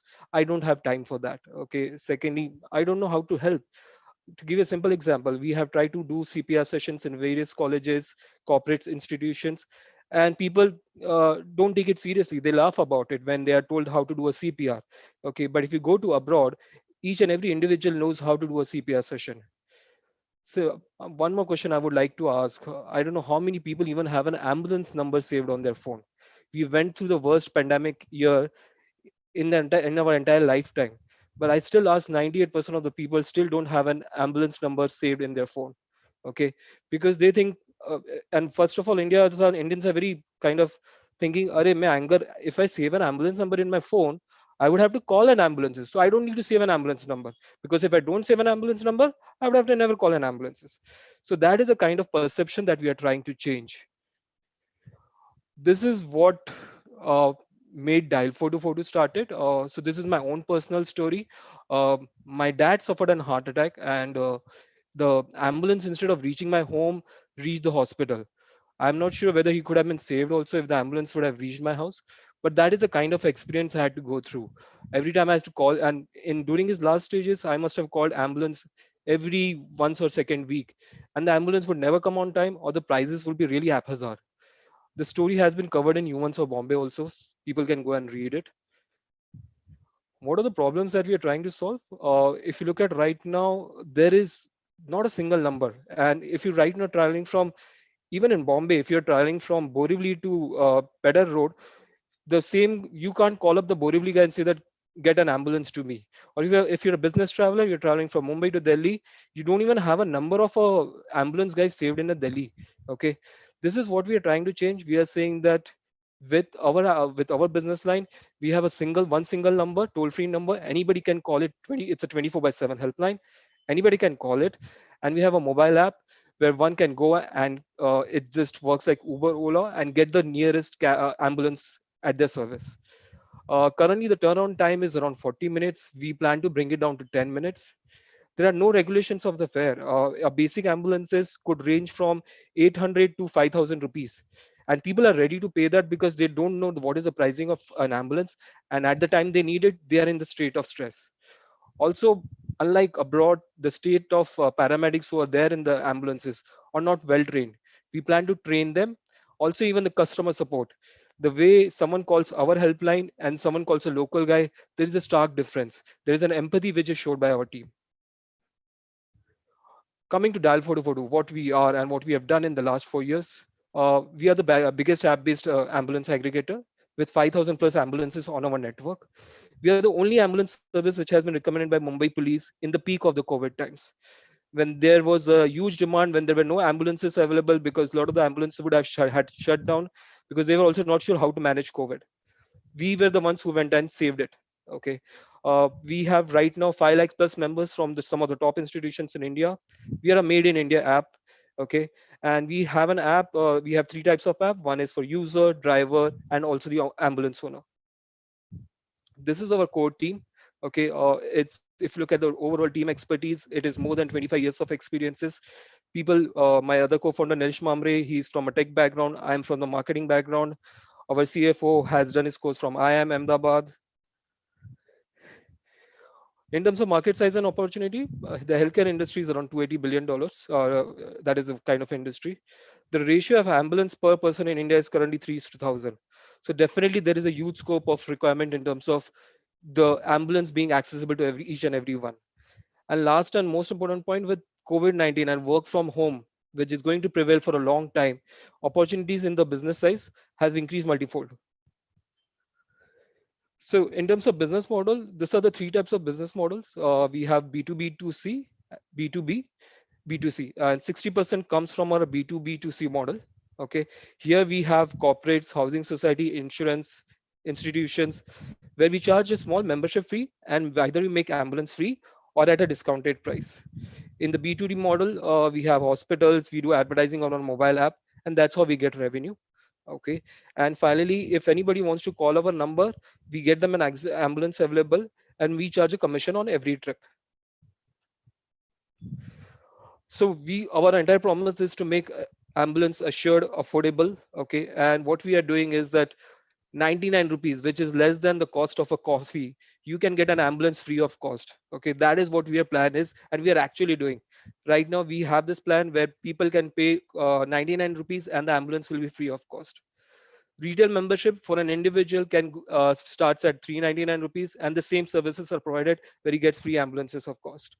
We have another model where we are saying that discounted ambulances, anytime you use in a year, it sets as low as 20 rupees. And we give a pan-India support. We are more than present in more than 100 cities. Besides that, there are accident cover and other medical benefits. This is our timeline. We started in 2016. Went live in 2017. Our operations got settled, and we started having corporate customers for 2018. 2019, we in fact, 2020, we in fact have launched our global SaaS model also. We have more than 5 lakh members right now, and we have done 3 times the revenue of last year.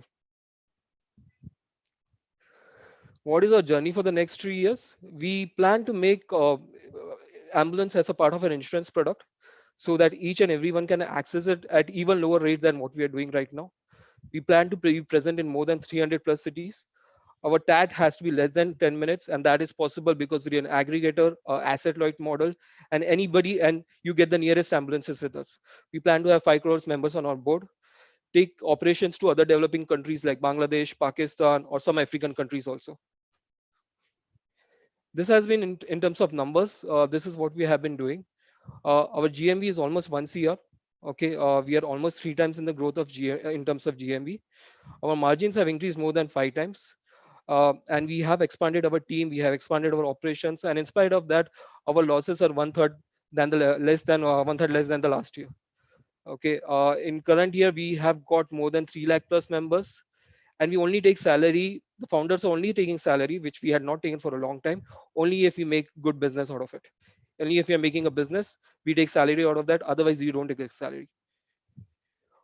Some of the brands major brands who have trusted us, multiple companies from Tata Group, Kellogg's, Johnson & Johnson, Shell Petroleum, and there are more than that. How we have supported the society, because this was one of the things when we started Dial for Voodoo, was to support the society. We have done more than 500 trips at zero cost or at discounted cost. Okay, we have helped the poor and the needy section. We supported Mumbai police at the peak of the COVID. These are some of the examples. The first example is of a 6-year-old girl who was diagnosed with COVID. She could not get an ambulance. She could not afford an ambulances. We gave her at a discounted rate. The second is of a schizophrenia patient, and we made the ambulances free of cost. The third is that we made the ambulance rented to Mumbai police with the help of Sonu Sood NGO, okay, and made it available at a very low cost. Here are some of the examples of Mumbai police referring to us on social media when this was at the peak of time, okay, where people could not get an ambulances, and Mumbai police not once, twice has referred us almost 20 times on Twitter, and we have delivered it. It could have been like some of the tweets are like 3 o'clock in the night, okay, and we had to be awake at 3 o'clock in the night and ensure that we are replying to those tweets and deliver on it. This is the kind of passion and commitment that we have brought to this organization. Impact that we have done: 75,000 plus trips, 5 lakhs plus members. Okay, that is right now in 15 minutes. We have 5,000 plus ambulance network present in 100 plus cities. And we have made it a one point access where anybody can call us and you will definitely get an assured ambulances. But yes, we are no Superman for this. Some of the PR and accolades that we have got. Uh, we got covered by BBC and NDTV during the peak of the COVID time for the support that we had done to everyone, each and everyone. Then there was a coverage by Free Press Journal. And when we had launched, each and every publication went and covered us. We have the winners of the United Nations Initiative. We have been shortlisted as one of the Smart City Accelerator programs. And we were also shortlisted one of the Healthcare Innovative Awards. In short, there was never Superman. There will be no Superman, but there will be a lot of crazy, stupid people, passionate ones trying to change things for good. Just simple, ordinary people. There'll be no Superman coming out to help you, but it is you who can become you simple, ordinary person can go and become and help someone. And that is what we are. So do vote for Dial 4242 because we are not Superman. Thanks, everyone. Thank you so much, Mr. Lalwani. Inviting Mr. Sota to start the questioning. So Jitendra, quick question. I'm assuming you're a for-profit venture, right? Yeah, we are a private limited company. Okay. Now, just a quick question. I like what you're doing. Seems to be, clearly a problem which you're solving. Yeah. And that to a critical one. So one quick question. I looked at your numbers which you put. You said you have a GMV of about 1 crore for the year. Yeah. My question is, what is the average amount a person pays approximately when they take an ambulance? Is it 2,000, 3,000, 4,000, 1,000? What is the approximate amount? So I would say on an average, it will be around 3,000, considering cardiac ambulances and COVID trips also, because COVID cardiac ambulances could go in the range of 8 to 9,000 per trip. So if I look at 3,000 and look at a GMV of 1 crore, you're talking about 8 lakhs a month. That works out to maybe 260. Roughly 10 lakhs right now, because this is not the financial year, it's not yet closed. So that's about 260 trips a month, and that works out to maybe about. Maybe even less than the trips, because our, I'll say, we also get a lot of corporate revenues. Our major business comes from B2B, okay, where people take up a membership. Okay. No, so what it is boiling down to is just about 10 to 12 trips a day. So maybe more than that. Let's say roughly on an average, we do around 30 trips in a day. Okay, because it depends. Whether it's a basic ambulance, it can go to 700 to 800 rupees. On an average, we are doing 30 trips in a day. Okay. So one of the things, my question is that, you've been doing this now for about, 4 years. Yeah.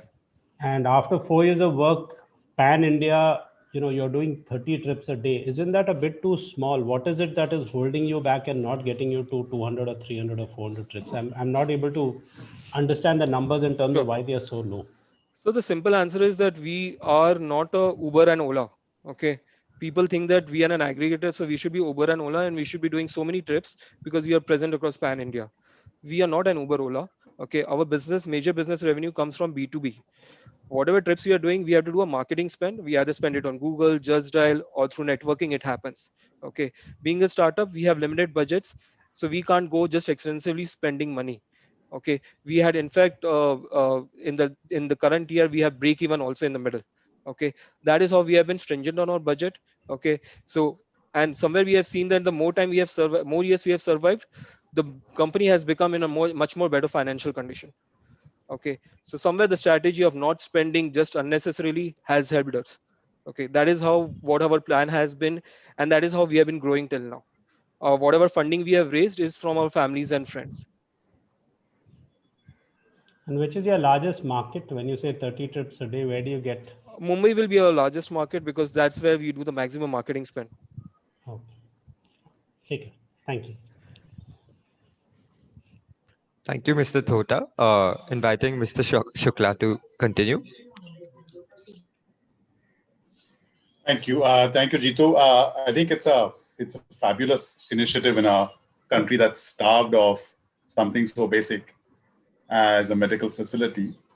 But my question for you, it's slightly confusing to me in terms of what your objective is, and I just wanted some clarity from you on that perspective.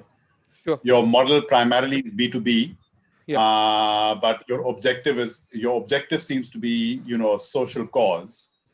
So when you look at B2B model, when you look at revenue pressures, when you look at spend pressures, and you look at your model that you projected for the future in terms of working with insurance to build this as a basic element. Yeah.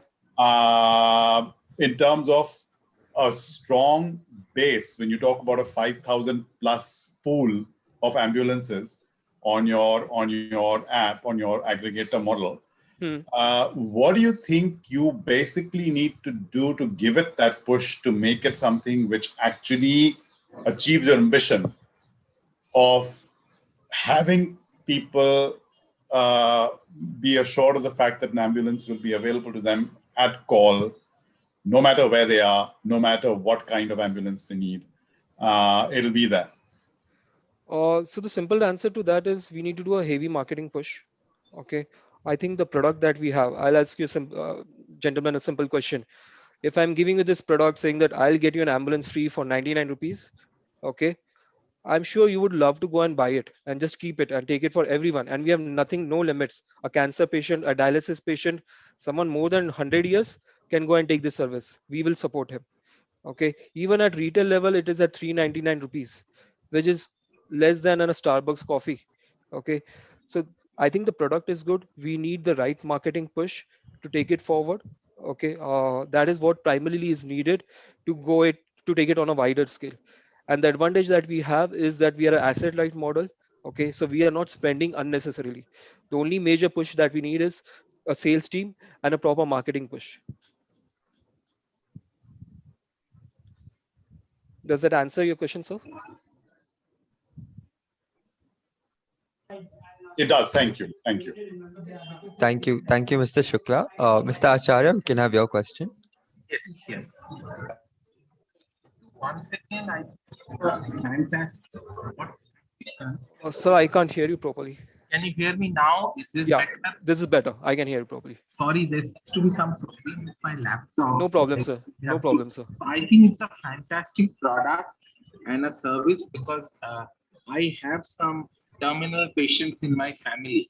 So I know how important it is, cancer and various other things. I know how difficult it is in India to get some of the healthcare facilities last mile. Yeah. I have only one question for you. I have not understand the supply side. What I mean by that is, there are competitions like Royal Ambulance, Get Help Now, redhl.org, trekmedics.org, all these people, and you are also there. When it comes to the supply of ambulances, are they all which come to the same people, or do you have a different supply? So the question is simple. We aggregate the ambulance. So let's say a Royal Ambulance, which you are telling right now, is one of the local guys. Okay, he owns an ambulances. I don't own any ambulances. Okay, I don't plan to own also any ambulances because the maintenance cost is quite high right now. In fact, the thing has happened that due to COVID, a lot of ambulance guys went and bought an ambulances, and they are right now in a loss shape because the COVID fear has come down. Okay, but with our model and being price effective, we have been able to reach out to each and every segment. Okay, so for us, every local guy is a supplier. Okay, everyone who holds an ambulance is a supplier. Okay, so that is my advantage. Today you want me to be there in Jammu and Kashmir, to be there in Ladakh, okay, to be there at a 0 point, I will give you an ambulance, assured ambulances there. That is my advantage. Okay. You are a true aggregator. Sorry, sir, I could not hear you properly. You are a true aggregator. Yes, I am a true aggregator. Okay. And that's what we plan to do. And who are the other players who are aggregators? So let's say, for example, the one of the names that you stated, Help Now, it's a mix of aggregation and has their own ambulances. So they're in somewhere in the middle. The other competition that we have is one based out of Hyderabad called Stand Plus. They have assets. They have their own ambulances. Okay. In fact, for us, they are not even a competitor. We can partner with them. Say that you get our their ambulances, we get their ambulance on our network. We'll give you business and we'll make a commission out of it. Our idea is to ensure that each and every Indian gets an ambulance on time. Okay, and that is what we plan to do. Simple as that. Okay, that is entire idea, because today if you look at it, you go and try calling for an ambulances, you won't get it before 45 minutes to 1 hour. And I'm sure you have a lot of terminal patients in your family. You must have seen that kind of pain. Okay, and the traffic which is there in India is extremely bad. Nobody makes a way for ambulances. Okay, and that's where the entire model of you get the nearest ambulances with us comes into the picture and makes it feasible for everyone. Thank you. Thank you, Mr. Acharya. Mr. Wankawala, we can have your question. Yeah, good to see you, Jitendra ji. We are Hi, sir. reconnecting. We are reconnecting almost, if you remember, 8 months back, we connected through Dr. Prasad Nair. Oh, wonderful, wonderful. Yeah. We had spoken on the phone. So, yep. So wonderful to have your presentation. Rather, I've already gone through earlier as well. So my question is. Yeah, but a lot of positive things have happened from the time you spoke. Yeah. So my question is it impact investment space or is it venture funding is what you are at this moment? You're saying in terms of investment that we have raised? No, in terms of investment that you would like to raise and in terms of investment that you have raised till now. Investment which we have raised till now is primarily from friends and families. Okay, that's what we have done right now. How much that would be? Approximately around 1.83 crore. Okay, that is what we have done over the period of 4 years. Okay, it's not just last 1 year. I'm talking about the last 4 years. Right. Okay.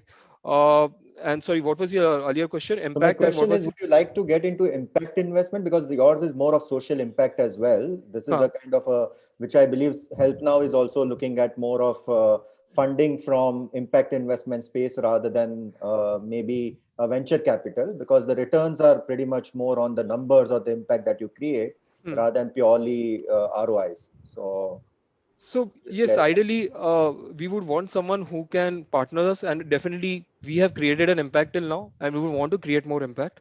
Okay, but I'll tell you honestly, right now, I think we are at a stage where we can go and capture the market. We have already done that right now.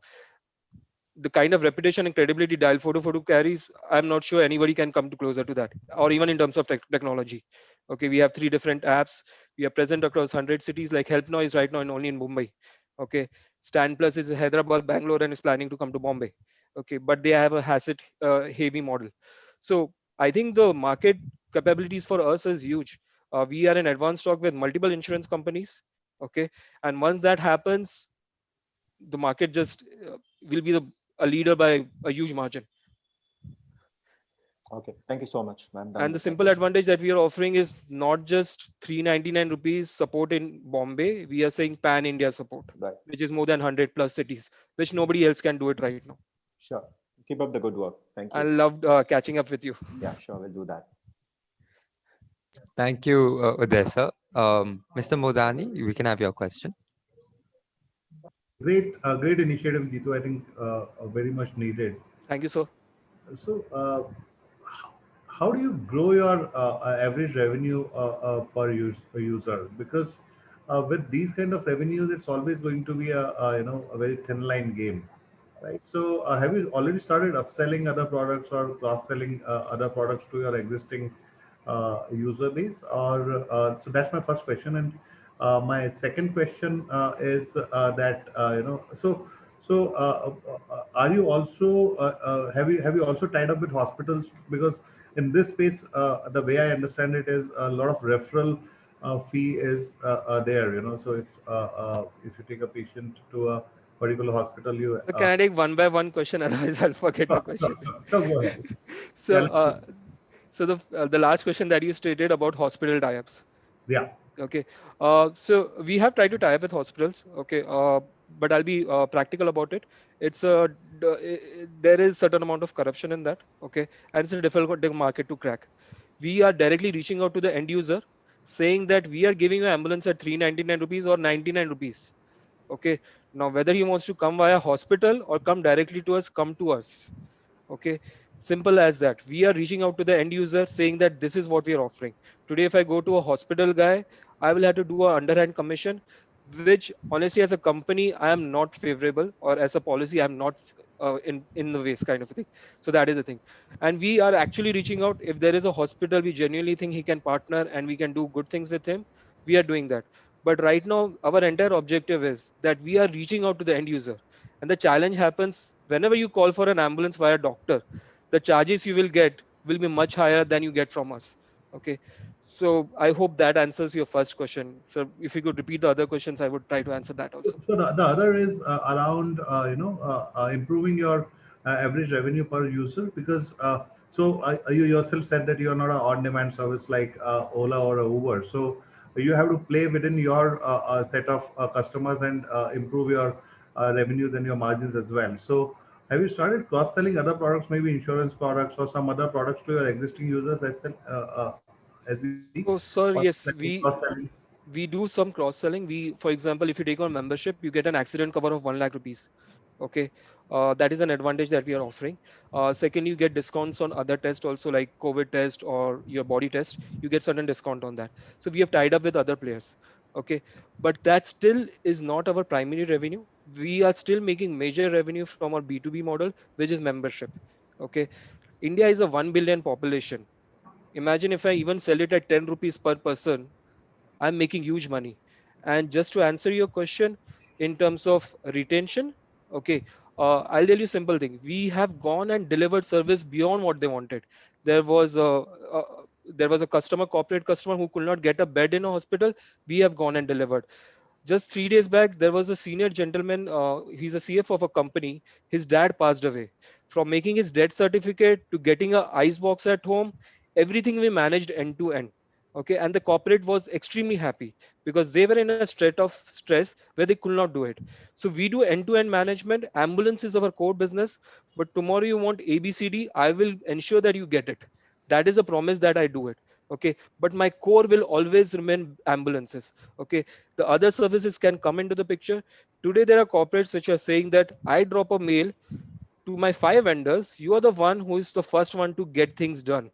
Okay, if the second vendor has not even replied on the email, but you have got it done. So that is the kind of support that we are building, and that is the kind of philosophy that we are building in our company. Okay, that's how I think. And in fact, to point you out, few of the companies, like March is the month where every company budgets for the next year. Okay, they have already budgeted our services for the next year, while there is a huge chances that COVID might not even exist for next year. But that is the kind of support that we are getting. And the cross selling thing, we are also getting into the vaccination support. Okay, which is helping us get a lot of customers. So you are in very early stage of your data monetization, if I were to put it that way. Yeah, data monetization, pretty early stage. That is one thing I'll say. Sure. Sure. I think that's all I have. Thank you. I hope I was able to answer your questions. Oh, absolutely. Absolutely. Thank you, sir. Thank you. Thank you, Mr. Modani. Inviting Mr. Amrit Raj. Yeah, hi. Just a couple of questions. One is yes, sir.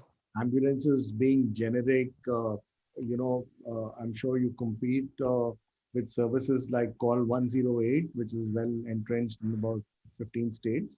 So yeah, that's a government service. So what's the difference? Have you benchmarked your service with the 108? Because 108 has been in operations now for many years, right? So they would have fine-tuned their delivery model and service model. So have you benchmarked your service standards against a 108? Yes, Are sir. you seeing any significant differences? The reason I'm asking you is saying, is there a superior delivery that's happening vis-a-vis a well-established service like 108? If so, if I'm sure you're going to say yes, and I'm sure you're going to say the reasons for Yeah, that. you're putting me in trouble. No. If so, then why is the scale up so slow? If you have a superior service to 108, Why is the scale up so? Is it because you're not invested in marketing? You've not, invested in marketing dollars? My questions are largely centered around that. So I'll answer your second question first, because I think that will give you an idea about the first question also. Okay. So why government? Why we have not gone beyond?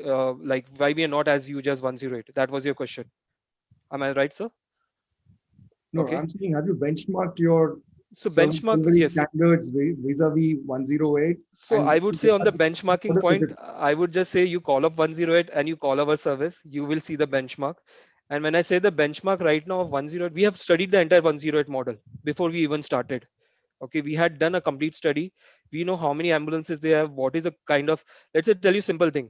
I don't want to comment whether their services are good or bad, but tell you in terms of difference in terms of technology. A 108 doesn't have a mobile tracking app. Okay, today you call up 108, there is a helpline which will tell you, okay, we are sending an ambulances. Secondly, you cannot use that ambulances for dialysis support. You cannot use that ambulances for cancer. Tomorrow you want to shift an ambulance from hospital to home, take your relative from hospital to home, you cannot use a 108 ambulance services. That's only for critical cases. Okay, we go and deliver on each and every point, whether there is a cancer, dialysis, there is a poor person lying on the road, we will go and support him. That is the difference that we have. Okay, 108, why, of course, why they have expanded, because it's a government based model. Every state has a budget, and the budgets are quite huge. It's around 500 to 600 crores. Okay, where you can go and apply for that project. Okay. No, the uh, PPP model. Sorry.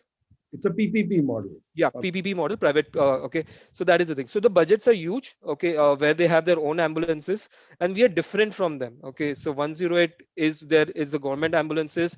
You can call them up, and they will tell you where to get an ambulances. They will give an ambulances for you. Okay, that is how they work, and it's a government-based model. It's free of charge. In fact, if you call 108, you don't have to pay a single rupee. Okay, so that is the thing. So of course there is an advantage, but I'll tell you simple things, sir. I, in my second round of today, I asked people, do you have an ambulance number saved? Nobody knew an ambulance number, and I don't blame them, because in India there are multiple numbers. There is 100, 108, then there is 112 coming, but people can easily remember. If you ask all the youngsters here, do they remember 911? Yes, they would have remembered, because we have seen in all the Hollywood movies there is a 911 number. Have you even talked about once 108 in a movie? Has Akshay Kumar ever come and said that, "Arey 108 call karo and you will get an ambulances"? We have never done that, and that's the reason people don't know about an ambulance number. Okay, that is the thing. So definitely, so that's the reason there is an opportunity for us to exist and deliver. Sure.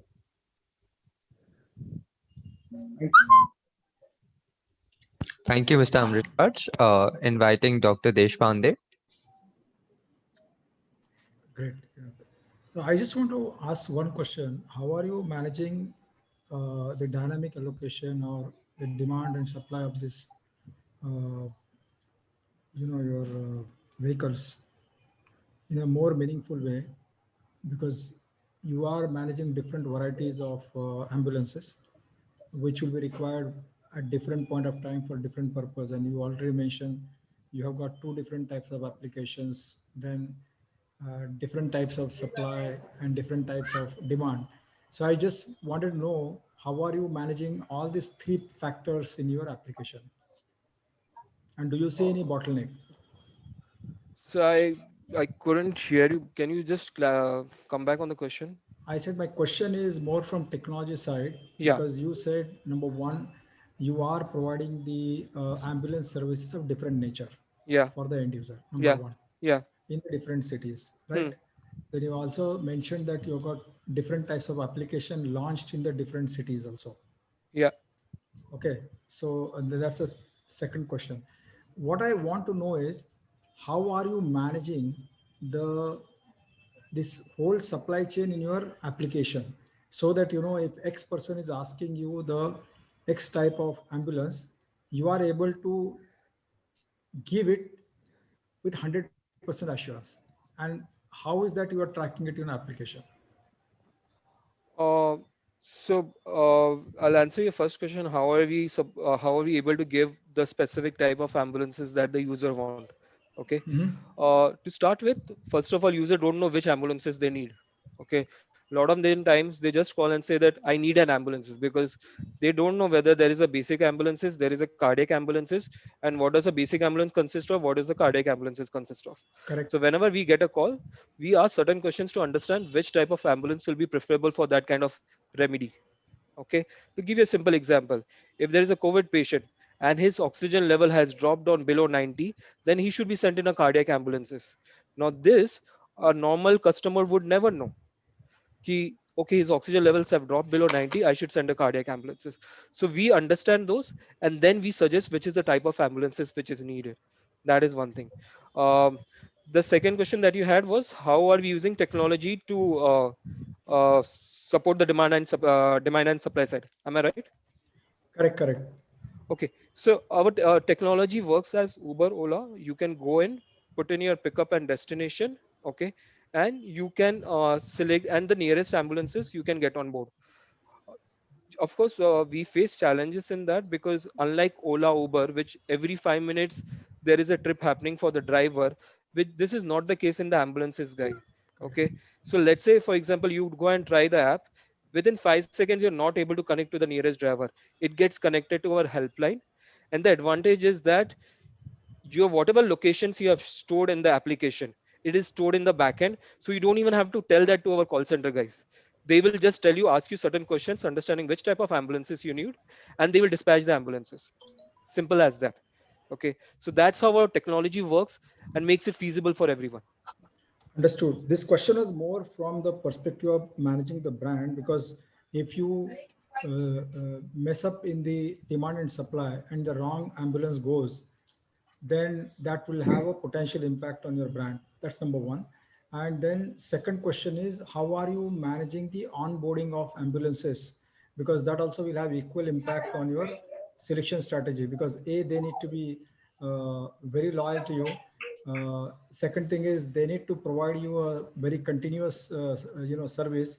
And how, I mean, like of the 10 times when you call them, how many times they have given you a service. So have you got all these technologies in the place in the background, and how are you managing it at this time? So yes, you're absolutely right. Even one single wrong thing in this kind of a service can put us down. Okay, but I'll tell you, in the last 1 year, we have delivered on 100%. In a year, 3 years before that, there was 98%. Okay, in fact, COVID has been a game changer for us, because the ambulances guys have itself become more responsible, because there is a big business opportunity for them also. Okay, if they do one mishap, okay, they are going to have a problem, because they get a good amount of business from us. Okay, that is how it is. Secondly, how do we how do we ensure that the right quality is available? We do a check before onboarding each and every ambulances. We check whether the pictures of the ambulances, we do a physical check also. We also ensure that they have the right papers, the verification is done. This is what we do from our side. The third check we do is, you call up for an ambulances, our call center team will double check with the ambulance guys whether he has the right equipments or not. Okay, the chances of we failing is much lesser than a local guy. Okay, and honestly, I think with God's blessing, in the last 1 year, we have delivered on more than what we have promised. And we don't get a Mumbai police tweeting about us. Of course, we were lucky about it, because we were quite active on social media, and that's the reason Mumbai police started tweeting to us. Okay, but we have gone and delivered to some of the biggest corporate organizations. Okay, and those are like Tatas of the world.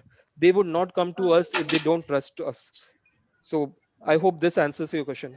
Understood. Yeah, thank you. Thank you, Dr. Deshpande. And again, coming to our principal, Dr. Ashok Wadia. Yeah, so I know that we are short, there's shortage of time. I will just come directly. First thing is, Jitendra, you said that you are not Superman, and you said that Yeah, I'm stupid not. people do it. I don't say the stupid. Don't use the word stupid. Say sensitive people will do it. You are I would say sensitive to the need I would of it. still say stupid people, because if you're No, not no, stupid, you would no. have. There is no stupid, because stupid people don't do this kind of things. Only sensible people and sensitive people, more sensitive people do that. Coming to the point, like say when you mention about reaching out to the people and giving this, and the 99 rupees, which people are not aware. I was not aware. Yeah, Let us yes, sir, take you will it not that be way. aware because you have not done So enough marketing push. not only that, the question is that uh, it's not just a marketing. There are people who may not think about putting 99 rupees. Particularly, everybody doesn't think that I need to have the ambulance and I should put 99 rupees. And so many of these judges had mentioned about, like, say, connecting with something which will attract. So if you have something which attracts and then the 99 rupees come, I think that will be the market strategy which can work. And also the areas where normally, see, as you rightly put, Ola and Uber, people are continuously are asking for it. Whereas ambulance will be required if there is a need. It's not at every street you just see every day ambulances standing over there. So under such circumstances, I think these societies and all those, they should be the one which maybe, it is not necessarily the member of every member of the society, but society itself. They could be reaching out. So your marketing strategy could change. Instead of, like, say, every individual you are trying to consider, there will be the people who will be very happy because the society has that, and they can approach you. Maybe they will pay 399, a little more or higher version or something. I don't know what he charges to a corporate world.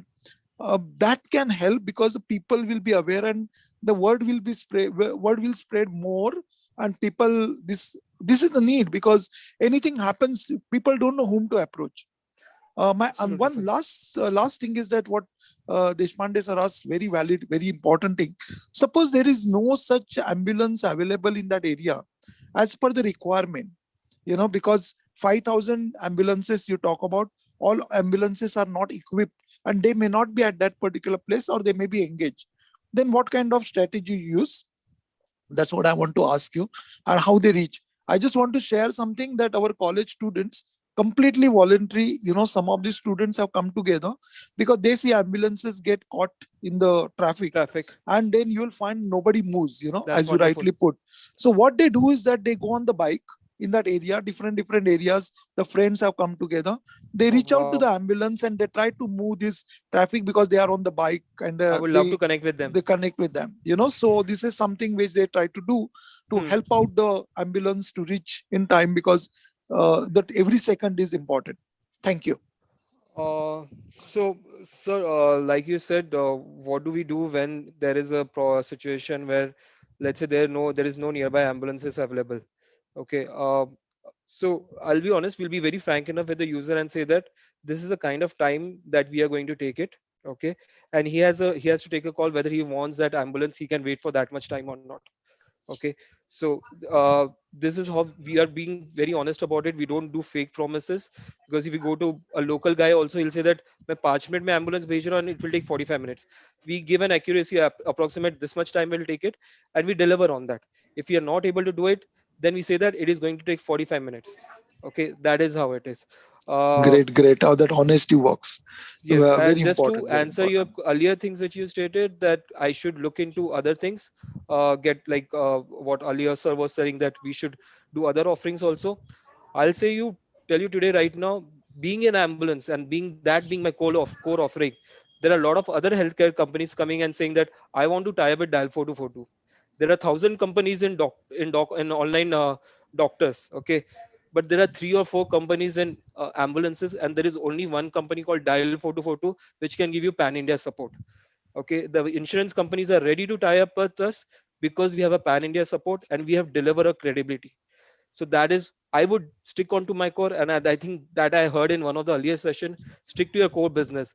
And I'll stick on to my core business. I will do other value offerings whenever I need it, but my revenue and my business will be about ambulances, because that's my vision to change it, make ambulance accessible to each and everyone. Thanks. Great. You may reach out to the societies or the localities. I think that can also help. Thank you. Absolutely, sir. Thank you so much, Mr. Lalwani, and all the very best with Dial 4242. Thanks a lot. Thank you. Yes, Ayush, you can move on.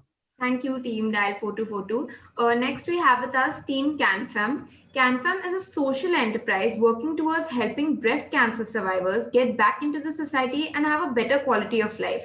They provide various products and services especially tailored for breast cancer survivors, giving them best comfort and style. Over to you, Team CanFem. You can start presenting. Thank you. We have all been taught how to fight a war, But what is unpleasant is the baggage of memories that come along. Breast cancer is not less than a war, and its aftermath is beyond imagination. It rips women off of their most feminine identity, their breasts. Over 1.8 lakh women in India have been braving through this disease.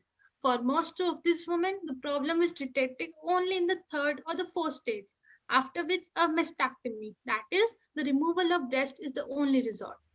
However, this creates problems of its own. The removal of breasts means women plagued with low self esteem are not even able to step out of their homes. Due to chronic backaches, body weight imbalances, and uneven drop in shoulders, these women are unable to perform even the basic chores. And all this leads to social isolation, self confidence issues, and body image problems. However, we at CanFem saw an opportunity to instill hope onto these fighters, a hope for a better life with confidence and dignity. We aim to devise a solution that catered specifically to the needs of breast cancer survivors. To do this, we consulted various body image consultants, doctors, and survivors. We saw a huge gap in the market for a comfortable yet affordable breast prosthesis. In order to complement our prosthesis and provide a complete user experience, we stepped into the market for mastectomy bras. After months of research and development, we have innovated a first of its kind cotton based breast prosthesis. This product is made from multiple layers of recycled cotton and is specifically designed for Indian body structure and climate. Our prostheses are affordable, recyclable, and recommended by AIMS and 6 other renowned hospitals. What makes our prosthesis unique is that it is made of hypoallergenic material, which is not only lightweight but also helps dissipate heat and sweat. Furthermore, it is made of recyclable cotton, which makes it eco-friendly too. Upon research, we found that the survivors are only left with two options, either a breast reconstruction surgery or buying a silicone or a foam based breast prosthesis. Breast reconstruction surgery is out of reach of many due to its high cost. As for alternative product, while buying a silicone based breast prosthesis is expensive and not suitable for the Indian body structure because it causes rashes and irritation on the skin, thus making our product an instant fit into the needs of the breast cancer survivors. Our mastectomy bras come in various sizes and color options. They're affordable, comfortable, and seamless, thus making it the best option for all the breast cancer survivors. Raw material is purchased and given to a community of women in rural Haryana. Our products are crafted by underprivileged women who are put through an 8-week long training module to ensure standardized product quality. During the process, she is equipped with skills of tailoring, stock management, and financial literacy. By following a threefold segmented marketing strategy, we have been successful at establishing our product in the market. This year, we have collaborated with doctors from hospitals across the country who now recommend our prosthesis to their patients. We also forged partnerships with numerous NGOs and government organizations to ensure access to the underprivileged. Recognizing the scalability of our model, we also stepped into online retail by partnering with lingerie giants Clovia and Zavame. With more such partnerships on the way, we're all set to cater to patients from every income strata. We also developed our own online portal which allows customization of the prosthesis according to the needs of the patient. In order to penetrate deep into the market, we charge Rs 999 from NGOs who further distribute our prosthesis in the survivors community. We charge Rs 1,999 from direct customers and CSRs, thus creating a worth in the niche market. Furthermore, we expect to enter into commission-based contracts very soon. To help increase awareness about this fatal disease, we organize several webinars with prominent NGOs working in this sphere, and we are managed to touch important topics such as self-breast examination, post-surgical care, mental health issues during and after treatment, etc. Through our initiative, we aim to break the shackles of taboo and start a conversation. Through our consistent efforts, we have helped more than 3,600 women transform their lives. In just 2 years, CanFem has generated revenue worth 1.4 million and helped provide employment to 15 underprivileged women. And also, we have managed to fulfill 8 out of 17 UNSD goals, including good health and well-being, gender equality, and many more. As a part of our future plans, we're planning to inculcate peer counseling to provide emotional support to the survivors, both online and offline. In the future, we expect to turn CanFem into an international entrepreneurship by touching the untapped markets of Southeast Asia. Alongside, we're also building a one-stop solution for all the cancer survivors, an online portal with all the cancer care products and services according to the needs of the patient. Recognizing the flexibility of our model, we were applauded by the Honorable Union Minister Shri Nitin Gadkari and a few international organizations. Our efforts have been featured in various media channels and have won the trust of various incubators. Through CanFem, we aim to enable breast cancer survivors to lead a better quality of life, to empower them by creating communities and shine hope onto fighters across the globe to live a dignified life. Thank you. Thank you. Thank you so much, Team CanFem. Inviting Mr. Thota to start the round of questioning. So Team CanFem, very, very nice initiative.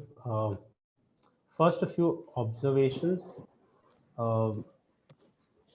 I looked at your pricing model where you're priced at about 1999 and you've got NGO pricing at 999.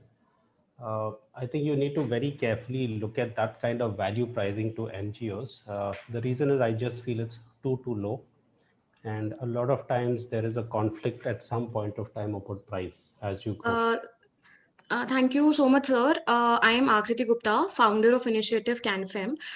So under CanFem, we follow a cross-subsidization model where to our B2C and B2B customers, we charge like a MRP of our product is 1,999. That's a one prosthesis. And as compared to silicone alternatives out there, on an average, it varies between 8,000 and 10,000 rupees. So it's just 20% of the cost of imported alternatives, number one. So it's already very affordable for both B2B and B2C segments. Second is when it comes to NGOs. With NGOs, we receive number one, great volumes because say, for example, they were order that we want to distribute prosthesis say, to 200 needy patients. And again, with that, we are able to do it. Secondly, with NGOs, they generally don't need overhead services, like they don't need certain packaging requirements that we have. Number two, not a lot of marketing efforts go around there, so indirect costs are pretty much low when it comes to the NGOs part itself. So therefore, following a cross subsidization model is pretty easier when it comes to with the NGOs, and also of course brings a lot of social impact. And then the third thing here is our direct cost of the product, because we are using indigenous resources, indigenous technology, which by the way has we have applied patent for, because we have used these technologies, these resources, our products are 100% made in India. The direct cost of the entire proportion is just 20 to 30%. Therefore, with great, like with pretty good margins, we are able to adjust and we are able to bring in certain cash flows. We are able to balance cash flows and margins with that. So are you a for-profit venture? Yes, we are registered as a private Okay. limit. Okay. Now my worry is two things. One is that all of y'all. I mean, sometimes you keep talking too much about NGOs, and in the process, people then start seeing you as a social venture and not as a for-profit venture. So that is where I'm just suggesting that be a little careful with that. Even though you get volumes, end of the day, I just feel your pricing is too low. That is where I'm coming from. I don't think it's too high. I think it's too low. It should be higher. That's where I'm coming from. Next question is, you said that you've already done what, 3,600 of these implants over the last 2-3 years. Yes. And the revenue is about, you said 14 lakhs. So that works out to a price of just about 395 rupees per piece. Yeah. So, sir, again, there are two things here. Number one, these are not implants; these are external wears. Number two, this 300, like the number of products sold, it also includes number of bras that we have sold.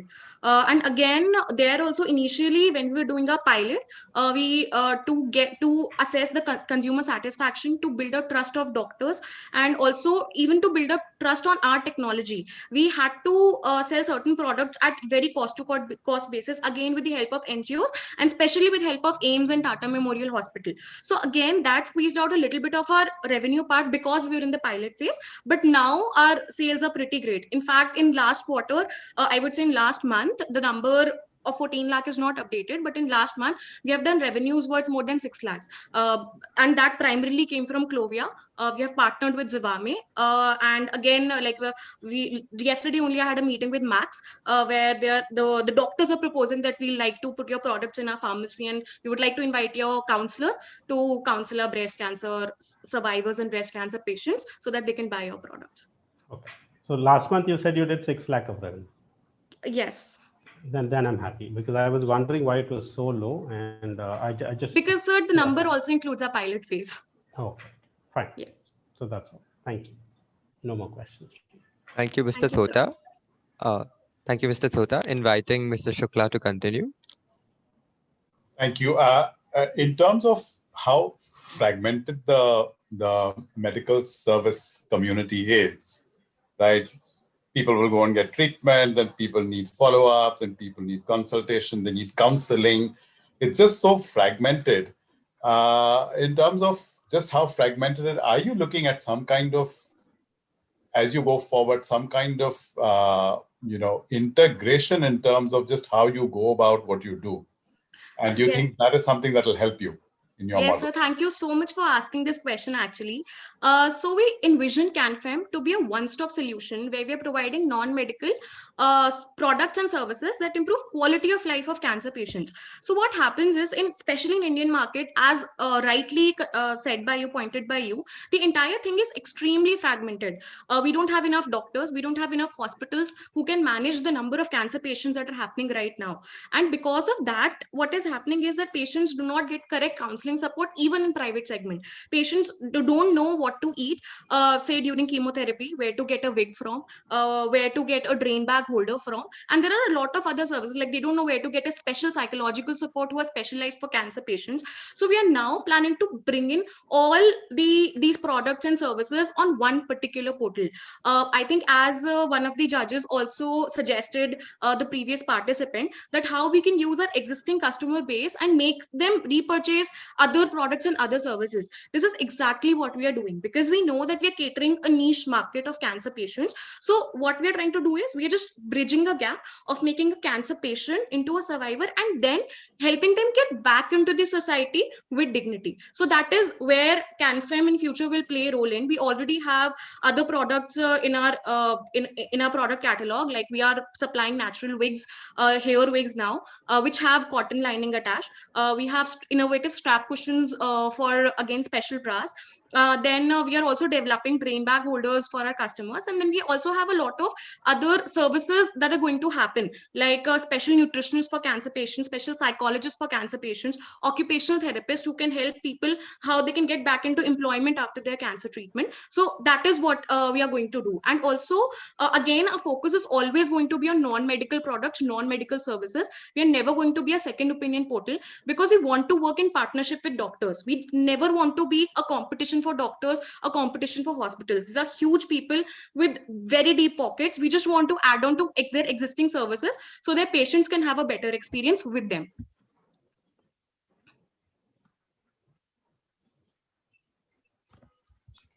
Thank you, Akriti. Thank you, sir. Thank you, Mr. Shukla. Moving on with Mr. Acharya. Hi, Akriti. Hello, This sir. is Peshma here. So I have actually gone through this process of cancer. I have someone in the family who has gone through this and is now doing fairly well. He is doing fairly well. So I know the whole process. So I have two suggestions for you. Number one suggestion is that I don't think there are enough specialized products and services platforms which gives the non-medical things. Like especially during chemotherapy, there are a lot of things like you need something called oil of intergreen. So there are a lot of small things which people want to use, but they don't have access to. And especially if you look at the medical fraternity, they are so focused on the medical part of the diagnosis and the prognosis and the solution that they don't look at the peripheral part. So my suggestion is that it's a great option, and I know it personally because one of my family members is born with it. Yeah? So I think that's a great opinion area, and because of the number of cases which are happening right now in cancer, I think it's a great place. That is one. My second suggestion to you is that it might be a great idea for actually instead of filtering as it was a marketing funnel, during the process of chemotherapy or even at the diagnosis stage. So rather than waiting for the person to get it once they finish everything and then. So sorry, sir, your voice is not audible for the last part. The second suggestion, it's not audible. The second suggestion I'm saying is in terms of your acquisition of, if I use the word patient, I don't want to use the word customer, it's not a good thing to say. Okay. But it might be great to do it at the stage of diagnosis, stroke, at the chemotherapy stage itself rather than later on. Because some of the products and services may be used later on, but if the whole journey cycle of the customer is true for your retention and really valuing the customer will be a key, differentiator for your platform. So I just had these two comments. Thank you. My own family members, so I know a little bit about this. Thank you so much, sir, for these suggestions. And these are pretty relevant because my father himself was a cancer patient. He fought with cancer for 10 years. We lost him 2 months back because of COVID. Again, I wouldn't say here because of cancer, because he was a fighter. He was fighting with it till the end. And it is actually my journey, our journey with cancer, where we have identified that how the system is not empathetic towards the patients, towards their family members. And even as part of my master's thesis, I did an entire thesis on what mental health issues cancer patients face from the point of their treatment till the very end, till their treatment is completed and even after that. So it's actually from that research where we are one by one building up this venture step by step. And definitely we are trying to become a one-stop solution where we'll be taking care of all quality of life care needs of cancer patients, their caregivers, and all their survivors. So thank you so much, sir, for the suggestion. For example, even on the diet, there is a lot of things on diet during the chemotherapy process. So there are certain things, a lot of things are not available. So, I mean, of course, you can't do everything. It's better to focus on a few things, but all the best. Thank you so much, sir. Thank you, Mr. Acharya. Inviting Mr. Wankawala. You are from TIS, I believe, right? Yes, sir. Okay. I've got a question more around quality certification regulations around this. So, because this is something OTC or So this is classified as a Class A biotech product. Therefore, we don't need any kind of certifications as such. We approached a lot of fellows who were doing their fellowships under BIRAC and everything. That how did you get your products registered? And they suggested that don't get it certified because anyway it is just self-certification. Therefore, with the technology part, we explained entire technology, entire product analysis was done by top doctors at AIMS, at Tata Memorial Hospital, at Kidwai, Bangalore, and we got approvals from these surgeons. And number two, of course, we have got 93% satisfaction rate with the breast cancer survivors who are using our product. So that also gave us a lot of confidence in the product. Yeah, so my suggestion is maybe next time you could include this particular part as well, that these are the certifications or at least testing has been done at those labs, which is a validation. Yes. The second part is there's a global market, right? It's not just India. So, yes. I mean, in terms of numbers, are you just focusing on India or you have certain plans for global market as well? So we do have amazing plans for global market. Like I am a fellow at Singapore International Foundation for their Young Social Entrepreneurs program. Similarly, I was supposed to go to Cape Town in February to represent India there with CanFem, but unfortunately due to COVID, things got online. And it's very interesting that one of the judges, he has mailed me that there's a huge market potential in Latin America, and he would definitely love to collaborate that if we can explore that market together. So what we are waiting for right now is an Indian patent, and then we'll apply for an international patent before getting into exports, because it's very important for us to have a strong hold on our IP. So that was my next question around IP, that if you want to do it as soon as possible. Yes, yes. Very much important. Absolutely. My only suggestion is be focused. Otherwise, what's going to happen is, so when I say focus, that's around product, service. What is it? Because in your presentation, you spoke a lot of things about other services as well. And then I believe you come in from more of social entrepreneurship, social impact, though you said that you are private limited. I think that's something that maybe we'll take it up offline. But you guys are doing amazing job, so keep up the good work. Thank you so much, sir. Thank you, Mr. Wankawala. Inviting Mr. Modani. This is amazing stuff, Akriti. I think you're helping a lot of people with a lot of with a big part of their lives. Amazing stuff. My only question would be around. So why are you pricing it so low? Because I think it's a great product which can be priced, better. And that's how you make money and you scale, right? Because otherwise, there'll always be the pricing pressures, cost pressures, scaling up issues. Although funding is certainly available for these kind of initiatives. So is there a reason why why do you don't want to position it as a premium product, or probably have two versions, a premium product version and a mass product version? Uh, what is the thesis around your go-to-market? So, sir, it's very interesting actually. It's during my Global Student Entrepreneur Awards presentation, one of the judges said that why don't you just pull up the prices? And that's when we tested the market. We increased our product price from 1800 to 2000, and it worked in the market. But then when we tried to bring it a little upwards, again the competition started coming from silicone prosthetics. That a woman thought that okay, I can probably invest this much money more and get a silicone prosthetic from some NGO, or from or say from some Chinese imports were available at that time. So number one, that was the kind of competition that we faced. So we thought, okay, let's first build customers trust and start at this particular price. But now we are getting into premium versions, like we are launching premium mastectomy bras, where there would be different kind of features like removable straps, broader band lines, and so on, colors available, designs available. And again, we're doing it in collaboration with certain bra manufacturers themselves. So we are not investing heavily into additional machinery, but we are trying to use the existing ecosystem in such manufacturings. Then number two, we have a biotech expert with us called Meghna. She is trying to develop how using certain fabrics, certain natural fabrics, we can bring in antibacterial property to the prosthetic itself. So again, that kind of range will be a premium range where we can have great amazing margins there. But right now, to build up a brand, probably we have kept this much of a price. Are there any premium market players in this space? Yes, sir. There are like one is American Breast Care. Their prosthetics start from around 12,000 to 15,000. But again, all these premium ones are in silicone.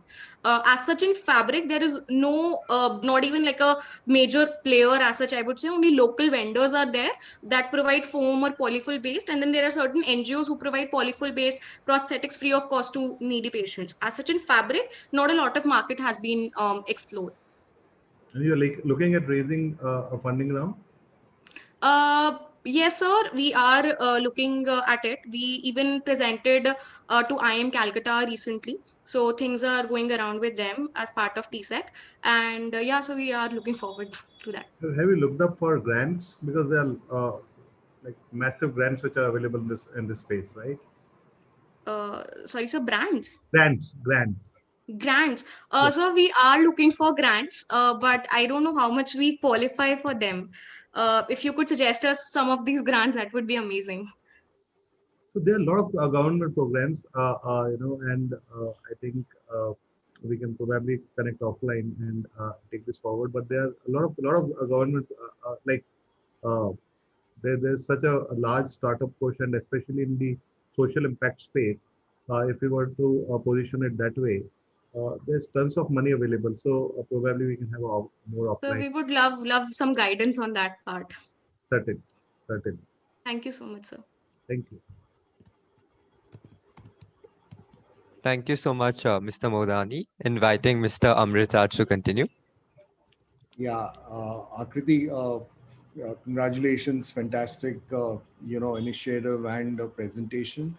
In fact, I would have asked you the same questions a couple of my other colleagues had asked, whether you were for non-profit or for profit. But since you've clarified that you're a for-profit and a private limited company, my sense I get from everything that you've presented and the route to revenue that you're taking is it's a very convoluted route that we're trying to build. The more I think about what you presented, the more I'm veering to think that you want to build a platform for breast cancer survivors and do a lot of host of a lot of things. But your revenue is coming from the bra and the brasserie and And other products and the services we are going to launch. Yes. innovation that you've created. So, if there is something unique about what you've created and you're going to apply for a patent and get a patent and stuff like that, then I think there's no harm, while you come from a social science background, there's absolutely no harm to be, focused on profitability and commercial venture, because when you make money, you can do a host of other stuff, right? Correct. So if I were you and if I was a private limited company, I'd be, there's no shame in saying that, it's a great product. And I'd focus on becoming a white label, brand for everybody. Yeah? You spoke about Latin America, Africa is a very big market. I can tell you, India and Asia obviously are very big markets, right? So if I have a unique product and, if I'm getting a patent and there is a cost differential and also the material is different, right?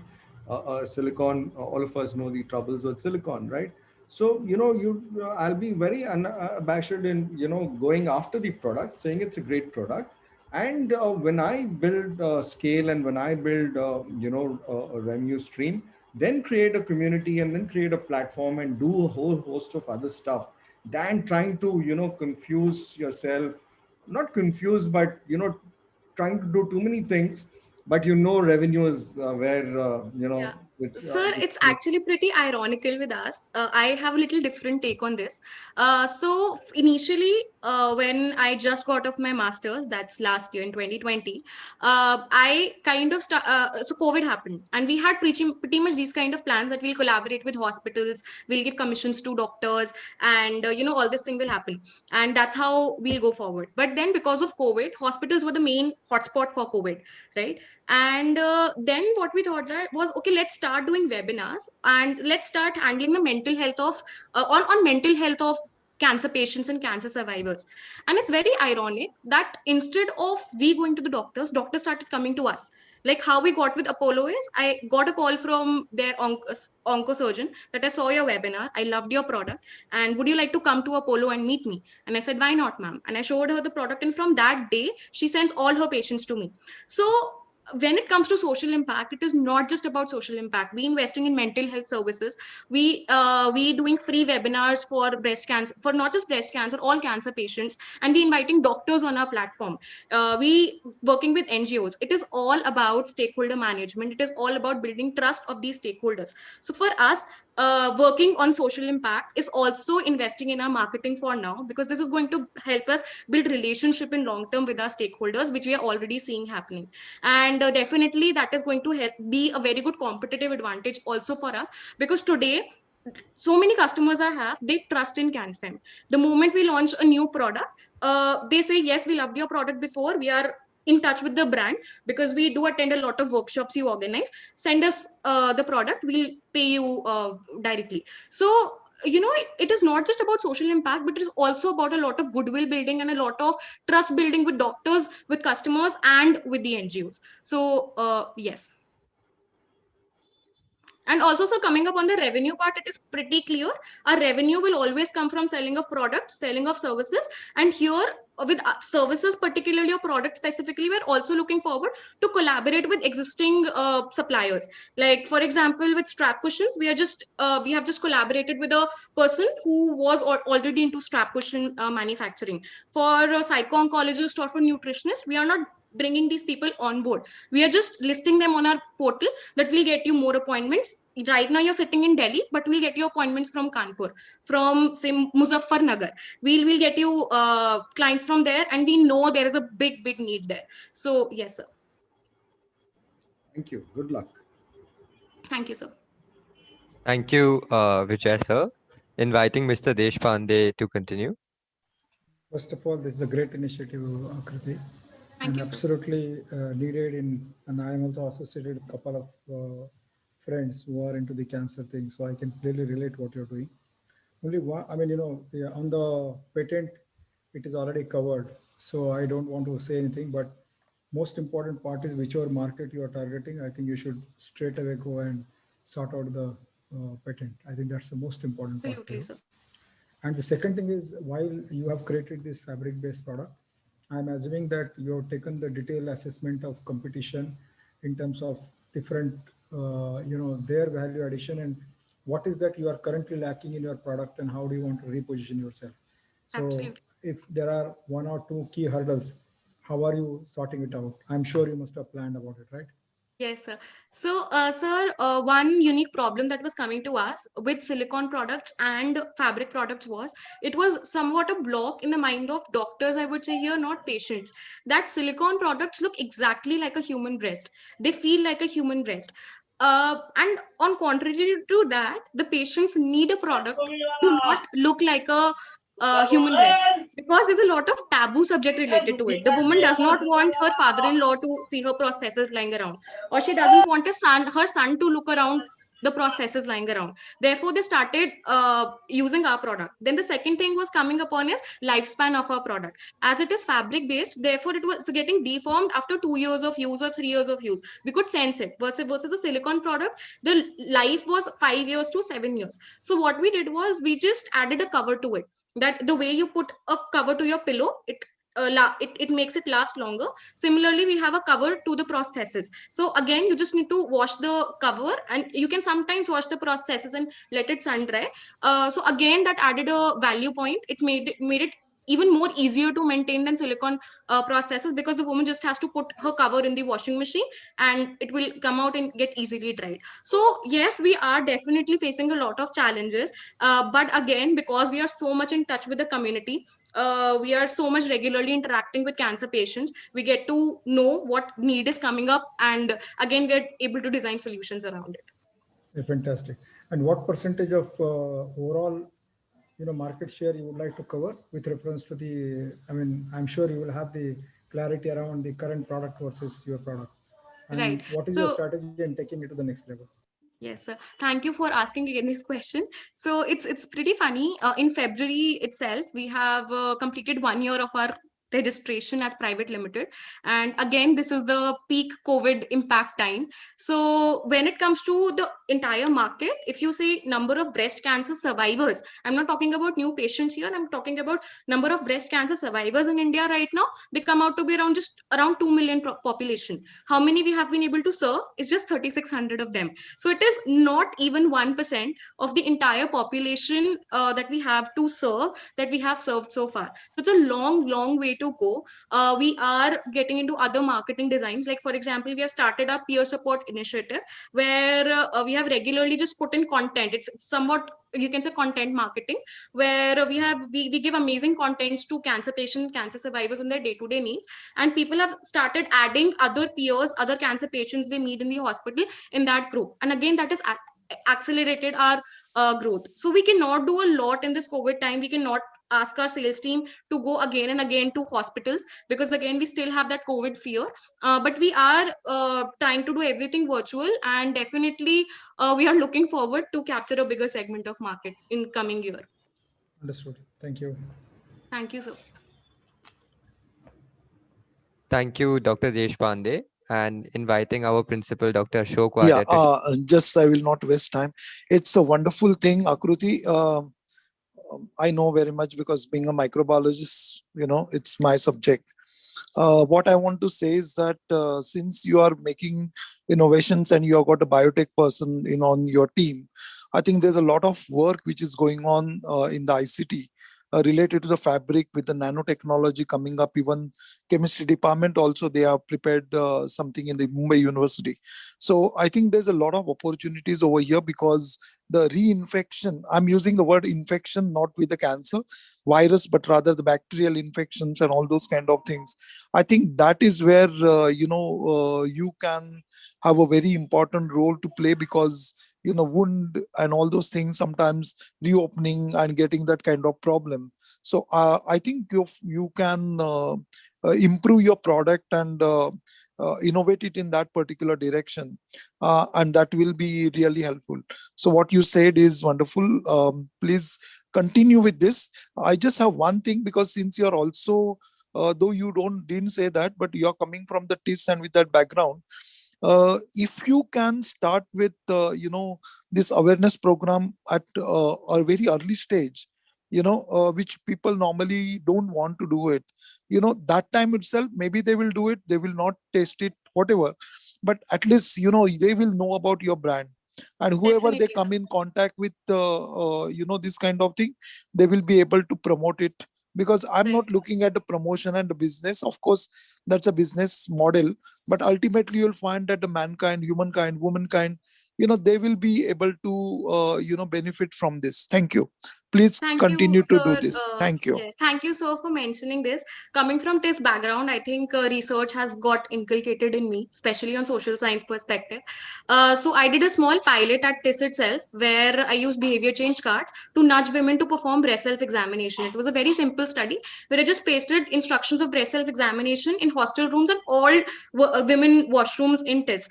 And we did a pre-intervention survey. We did a post-intervention study, and the behavior change levels went up by 400% by just this simple step. So we would love that once this COVID is over, we can replicate this model in your college, probably starting with Oh, that. definitely. And You're we welcome. would love to expand on that once COVID is over, probably.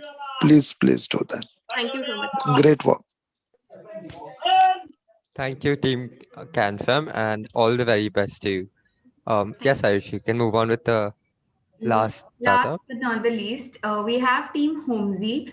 Homesy aims to aggregate home chefs onto an e-commerce platform where they can showcase and sell their delicacies. They say, we provide ghar ka khana, ghar se ghar tak. I'd like to invite Yash to go ahead with your presentation. Thank you so much. Good evening, one and all. I'm Yash Bachawat.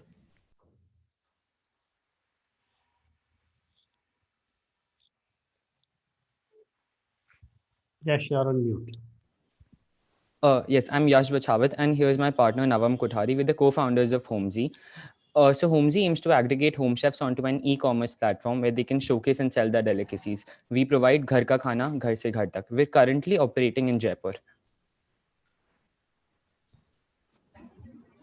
Starting with the revenue model, we have 4 revenue streams. The first is commission. We charge a modest commission from the vendors on every order, which varies from 6 to 12%. depending on the category of product. Can we have the next slide, please? Yeah, the next one. We charge a modest commission from vendors on every order, which varies from 6 to 12% depending on the category of products. The next slide. We also charge a minimal subscription from the vendors for continuous use of the platform. In the coming month, we also plan to introduce a premium subscription, which would give added benefits like priority listing to the vendors. Next slide, please. Third is the advertising. Vendors can also opt to promote themselves on our website by giving an advertisement fee, after which we would showcase their brand on exclusive locations on the website. For example, our vendor Muskan bought a space to showcase this cupcake bouquet for the Valentine's week at 500, for which she got a sales of 16,000 rupees in that particular week. Next slide, please. Fourth is the online classes. We plan on providing online classes by our home chefs. These paid classes will be conducted once a week for different products, ingredients of which will be easily available in every household. Moving on to the sales channel, our first channel is retail sales through our website. Customers can order anytime and get pure ghar ka khana directly on their doorsteps. The second channel is to corporates. We save the headaches of HODs and HRs by handling their work for them. Every time there is a celebration or event in the company, they have to go through the hassle of getting food and cakes. We solve this by taking a month's calendar with events and birthdays in advance from them, after which we handle the rest. We also plan to launch a third channel in the next 3 months for students and corporates, which will be an e-tiffin delivery service, which will work on a subscription-based model. The next slide, please. Coming to our current sales, This graph shows our revenue week by week. Till week 6, our revenues were growing on an average rate of 25%. But we saw a drop in week 7 as we focused all our promotions on the Valentine week, during which we sold the most. Apart from this, we currently have 100 vendors on board, out of which 20 are live on the platform as of now in our phase 1, so that we can understand how tech-friendly the platform is for them. The result was, it was really difficult for the vendors to navigate through their panels, and hence we are revamping our website completely. The new website will be launched in the coming week.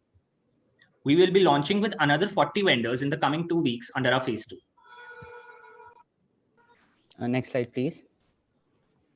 Featured product. This cupcake bouquet is one of our most selling product, which displays the extent of customization that is possible with Home Chefs. We can get it in 12 different flavors and in multiple different color combinations.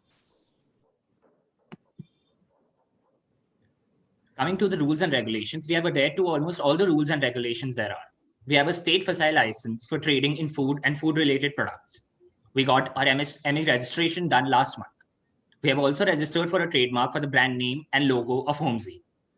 Being an aggregator, we got a nodal account opened with the HDFC Bank and have integrated Razorpay and Paytm payment gateways on our website. Next slide, please. Yeah, thank you. Competitive advantage. Purity and hygiene. Hygiene is specifically our first priority. Our Home Chefs ensures top standards of cooking and are all FSI registered. Second is the convenience to the vendors. The chefs can work from home and have the liberty to select their time frame of processing the food according to their own convenience. Third is pre-ordering food. Customers have the option to schedule their deliveries. They can choose the time and date of delivery according to their convenience, and we handle the rest. Coming to the quality assurance. All our chefs are FSI registered. We do not take any chef on board if they do not have a FSI registration certificate. Along with this, we carry out our own personal quality checks on a random basis. We have collaborated with 3 food testers who do random quality checks on our behalf, which help us assure the quality of the product being delivered. The next slide, please. Yeah. Coming over to our target audience. Although our audience is anyone who craves or needs good food, we are specifically targeting certain groups of people through which we expect the highest conversion and growth. The first is mothers, fathers, grandmothers, and grandfathers, as they are the ones who truly understand the value of pure homemade food. Second are students who are not studying in their hometown to be specific. They usually crave for ghar ka khana after a period of consuming junk food in cafes and restaurants. And the third one is corporates. Even they crave for pure and hygienic homemade food on a regular basis. Next slide, please. Yeah, marketing strategy, online marketing. We have a presence of specifically all the major social media platforms and have an average reach of 60 to 70,000 specifically on each post. We plan to increase this gradually with our multiple upcoming campaigns. Offline marketing. After a detailed study and analysis of the demography of Jaipur, we strategically spread out pamphlets and put up posters, making the consumer aware of the brand. We are also sponsoring events like Reverb with Dhruv Sehgal, lead actor of The Little Things. Next slide, please. Vision. We wish to become a nationwide brand that provides pure and heavenly homemade food, ghar se ghar tak. This is our core team. Next slide, please. Thank you so much. Thank you. Thank you so much, Team Homesy, for that presentation. Inviting Mr. Tota to start us off. So good evening, Team Homesy. You can rarely go wrong with food. Okay, so from a business model perspective, I think it's a very attractive one. So I'm glad you're doing this. Just a suggestion, make sure you build a lot of scale in one city before you go multiple cities, because a lot of times there's this attraction saying Delhi mein karenge kyunki wo bahut bada market hai, but don't make that mistake. Jaipur is large enough to start off with.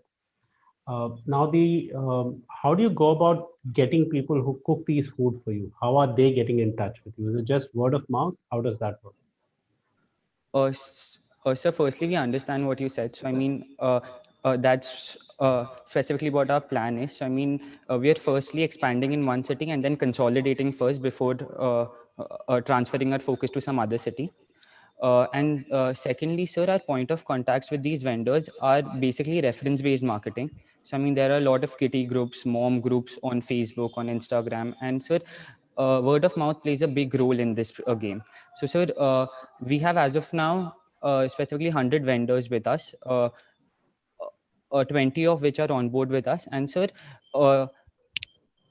just to check that control growth for quality assurance and technical assistance, we are firstly only taking 20 vendors, and in our second phase, we're going to have 40 more vendors with us. So these 20 vendors are currently generating how much of business for you on a weekly basis approximately? So sir, on a weekly basis, definitely, so there are some weeks with occasions like the Valentine week. In the Valentine week, we did around 40,000 revenue from these 20 chefs. Yeah. Apart from that, the average now is grossing around 25 to 26,000, but we plan to increase it definitely in the future. So that's about 1,000 per vendor per week. Yeah. That's just. But it averages out from different, like in Valentine weeks, there is a demand for bakery products, more of bakery products. So there was sales for more of bakery products in that during that week. But other than in general weeks, there is more demand for Indian food maybe. And so what's the kind of margin you all take? So we charge from anywhere to 6 to 12%, depending on the category of the product. Okay. Yeah. Okay. So basically, our revenue till date is 2,05,000 rupees, and we've started our operation since December 1st, 2020. Okay, so just a little learning. There was an amazing app like this in Bangalore, which did extremely well. But they then made the mistake where they allowed customers like me to get in touch with the vendors directly. Okay. And over a period of time, I noticed that a lot of people who were using that app started going directly to the vendors. And then the app slowly got fragmented. So just be a little cautious about how you manage that. The reason is that these vendors for you are extremely critical because some of them have their own brand, and your growth numbers actually should be much larger than that, because usually people who cook extremely good food, ghar ka khana, they automatically get 10, 20, 30 customers of their own. It's just that the app makes it much more convenient for them to manage the whole business, right? So you need to figure out how to marry the two so that the convenience is there for those people, so your marketing costs and your acquisition costs come down dramatically, because the people who order will keep continuing to order quite regularly. So otherwise, I think it's a wonderful model. So the very best with that. Thank you so much. Thank you so much, Mr. Thota. Inviting Mr. Shukla to continue. Thank you, Navam and Yash. Great presentation, great idea. I think what you need to be careful about, and that's the question I'm going to ask you, Mr. Thota touched on it as well, which is that you have a lot of homegrown domestic competition, right? In almost every corner of any city that you may be living in, whether it's people who bake fantastic cakes or whether it's people who do a lot of lovely home stuff, and generally by word of mouth, gradually they become people who become the go-to for things like this. So in terms of your differentiation and in terms of being, pretty nifty about how you go about it, do you have your eye on this? Because it can be significant competition for you if you're looking at local markets, and if you expand yourself to become something which is across markets, you'll probably still have the same.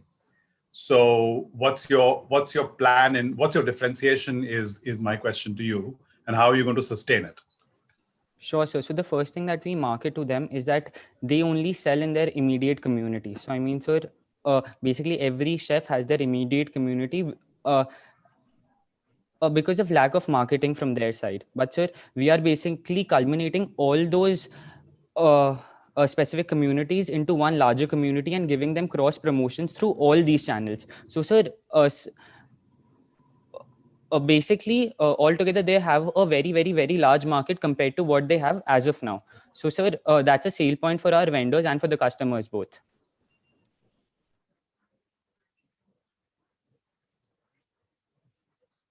Okay, no, thank you for that. Thank you. Thank you, sir. Thank you, Mr. Shukla. Inviting Mr. Acharya. Thanks, Yash and Navam. Thank you for a good presentation, but I'm going to be a little candid.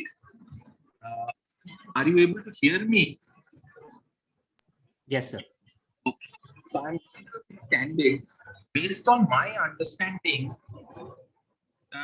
in 2016 there were 7 aggregators like this: Cyber Chef, Meal Hopper, White Club, Post, Alert Chef, Dabba Gul, and a big one called Ola Chef. They were all more or less the same thing, aggregators of food and chefs and all that, more or less there. This was in 2016, and kind of all of them started up. Yeah. So sorry, I'm being a little candid, but you have to be careful that you have a differentiation strategy. Otherwise, you should first specialize in your city. See why will people actually come back to you, both from the supply and demand side, and then see whether there is a scalability. Yeah? So nothing else. Rest is good. Food is very close to my heart, so it's a good thing. But I just wanted to remind you guys this. Yeah, this is the numbers I know, and there may be many more. So they all went out of business. So basically, what I think, specifically the advantage with us is this pandemic. So everybody has become a master chef in this pandemic, and people are willing to monetize their talent. And sir, specifically the growth of home chefs have been tremendous during this time. So it's much more easier for us to get vendors specifically on board, and then it's much more easier for the customers to understand the importance of ghar ka khana right now. So sir, probably this is where we're selling our advantage point. Sure, sir. Thank you. Thank you so much, Mr. Acharya. Inviting Mr. Wankawala to continue. Yeah, thanks. So I don't have a question, but just one thing for you guys. Why are you doing this? What's the purpose? That's very important. And second thing is, what's your strength? What is the unique value proposition? Because as Peshwaji, he rightly said about 7 other apps failing miserably. What is it that you guys bring onto the table? Is it technology? Is it F&B experience? What is it for both of you? So, sir, I think it's basically the point that we will succeed is that we have a special connect, first of all, with the vendors and then with the customers. So for the vendors, the convenience we are providing to the vendors is a very good selling point for them. We are handling their delivery. We are handling the tech for them. We are handling the marketing for them. So all of this culminates down to what convenience we are selling to them. And if they are happy with the platform, automatically they will convert their customers on our platform. So I think at that point, we will succeed easily rather than the other. So it wasn't about success, it was more about the purpose and... Yes, sir. So, sir, what I feel is that the other companies were basically focusing just on retail, what Zomato and Swiggy were doing. Our main plan is to compare with others. My question is straight away to you guys. Yes, sir. So basically, our unique selling proposition is not just a retail model, it is also a corporate and an e-tiffin delivery service model to stabilize our revenue model. Let's say somebody has migrated to some other city for work purposes and is not living with their family, and sir, basically he needs a pure specifically pure and hygienic food, but is basically resorting to junk food. So sir, we are providing them a subscription based e-tiffin delivery service so that specifically he gets pure ghar ka khana, and we stabilize the revenue model on a month-to-month basis. Okay. Thank you so much. Thank you, Mr. Wankawala. Inviting Mr. Modani. So, I also don't have much to add because I think most of it got covered with others. So again, somebody needs to crack this code, and I hope and I wish you guys are the ones who crack this code. This is a difficult space. Without doubt, a lot of people have tried their hands and burned their hands. but somebody eventually would crack that code. Whether it's a Swiggy cracking that code or whether it's a new startup cracking that code is yet to be seen. And I would wish that it's a new startup which cracks this code. But keep in mind that this is going to be a high burn play till the time it's like limited operations. You can still manage the economics fairly well. But the moment you start doing the land grab and you start expanding, it's going to be a very, very high burn game. So before you get there, ensure that you have backing of some good investors if you're taking that route, because I think you'll need very significant funding to scale it to any next level for that matter. So ensure that you have that fund gap closed before you take this journey forward. So that those are my two bits on this. Sure, sir. Thank you so much. Thank you. Thank you for your invites, Mr. Modani. Inviting Mr. Vijay Amritraj to continue. Yeah. Hey guys, this is the business I am in. So, just to give you a background, I've been researching or studying this space for the last many years. Uh, I think a couple of other colleagues of mine have mentioned Ola Chef and various other companies, Tin Men. All of them didn't succeed. I have a very good understanding of what happens in this space. So, for example, I run a B2B food company, largely at contract catering at major corporates. Pre-COVID, we were doing about 25,000 meals a day, right? And post-COVID, we're now getting into a platform which is a B2C platform. But the only reason we're getting into a platform on B2C is because of the volume of food that we do, right? At 25,000 meals a day, our cost of production of food is very, very low, right? Because we have economies of scale, right? So unlike other platforms, which are tech platforms trying to do food, right? We are a food company who's trying to do tech, right? So, but at least, there is nothing for us to lose, or because the cost of food is so inexpensive for us, we might as well, pass that on to consumers. And obviously, the quality is extremely high, right? But, I think it's already been said. Have you guys studied Hola Chef and why it didn't scale? Do you know Hola Chef? Have you heard of Hola Chef? HOLACHEF. No, sir. Right. So stop everything. Go and research Hola Chef. It was a well-funded, startup doing exactly, what you guys want to do.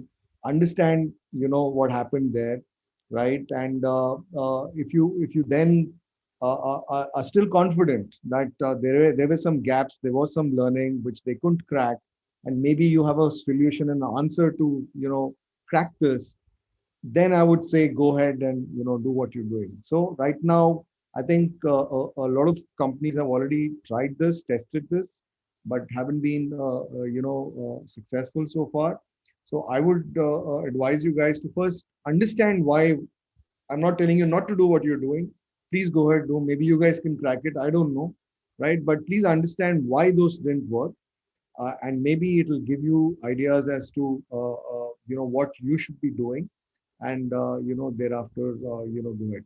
But I can tell you that food, perishable food, scaling that, the complexity is extremely high, and scaling that will require very, very deep resources and funds, right? So be wary of that.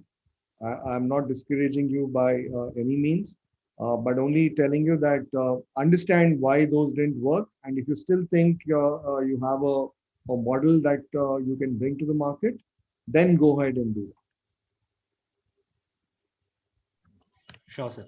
Yeah. Thank you so much. Thank you so much, Mr. Amritraj. Inviting Mr. Deshpande to continue.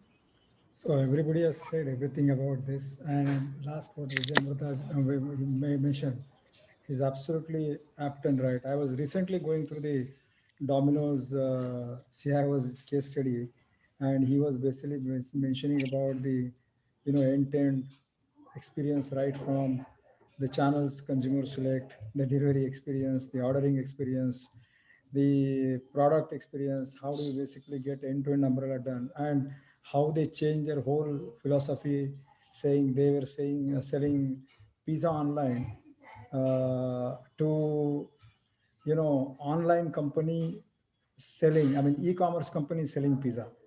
Now it clearly shows that if you are going to get into this end-to-end, delivery, I think this is going to be a big technology play also, because if you are going to manage the end-to-end, this supply chain. So that's the only thing which I've got. I mean, on the market front, competition front, you heard from all the esteemed judges. But this is very important because this is not going to be simple play. You will have to deal with a lot of technology component and creating the single vision for you to deliver the end-to-end experience. Yes, sir, we'll try our best. Thank you, Thank you so Mr. much. Thank you, Mr. Deshpande. Dr. Ashok Ware, over to you, sir. Yeah, thank you very much. First thing is, you guys, you are last, but don't consider you are the list. What I saw, that when you started presenting, though you're presenting, you were in a hurry and a little worried. Don't be worried. All said and done, you are youngsters, and whether this venture or the another venture, I want you to succeed in the life, because you are entrepreneurs, and that entrepreneurship spirit I don't want to kill at any stage over here. But what many of them told you is very important, and out of which an important point which is lacking, which I could find, is that you have not done the research. So start researching, because you will be the one. Let us say that you will prove and you will crack what others couldn't do, but for which you start your research at this particular stage from the day one today. Okay. So after this event, immediately you'll start researching. Promise me that, and I'm sure that you'll be successful. You are doing in Jaipur, in my college, 30 to 40% are outsiders, and many Jaipur students actually. So if the Jaipur food was coming to, Mumbai, I would have definitely would have promoted you guys with my students, because they are definitely become homesick. At present in the COVID, they are not here in Mumbai, but otherwise I would have done that. But please listen carefully to what all the judges have told you.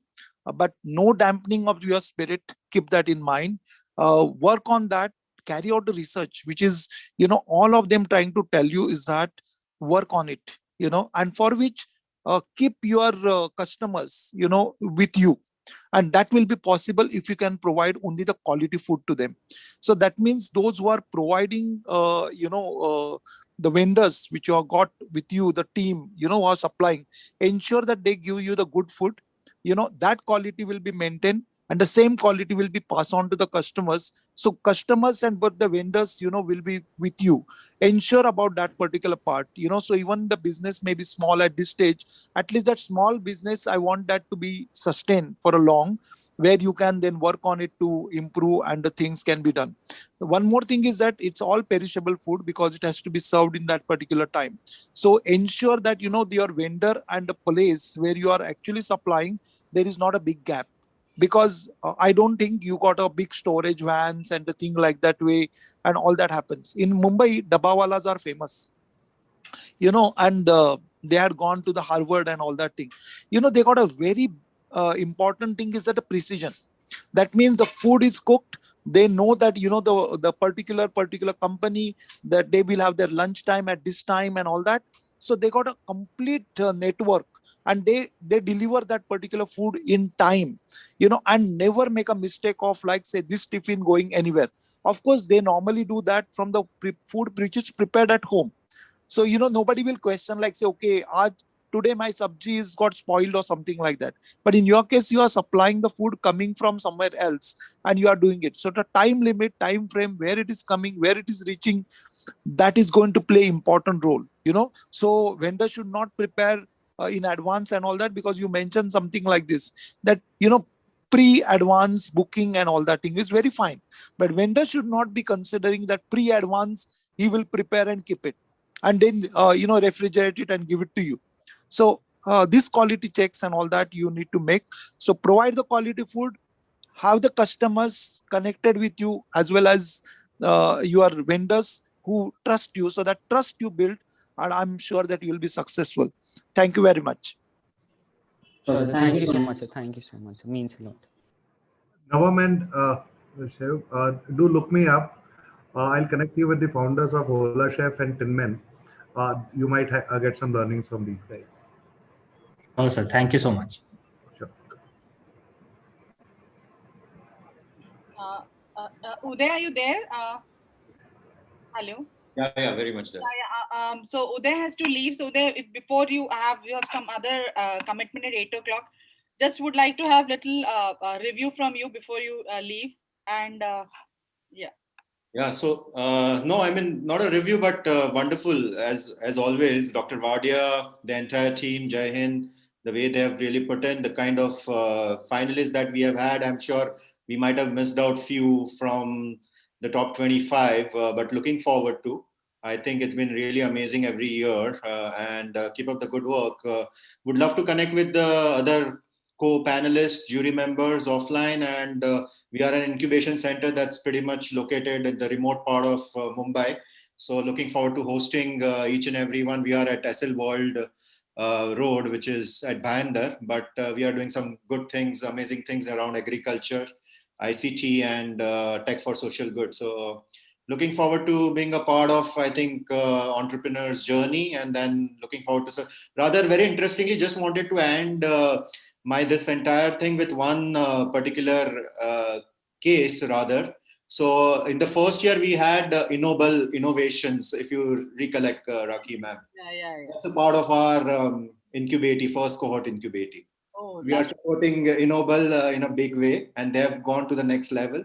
And this is what we really look forward to. So your platform has given wonderful opportunities and encouragement to everyone. So keep up the good work. Thank you so much. Wonderful. Really a pleasure to be a part of this forum. Thank you. Thank you, Uday. Thank you very much. Siddharth, are you putting the judges in the breakout room so that we just collate the score Sure. and organize and Sure, ma'am. I'll just open the room. Sure. Requesting the judges to check if they've got an invite to the breakout room. It would pop up on your screen, or there would be an option near the record button on the Zoom panel.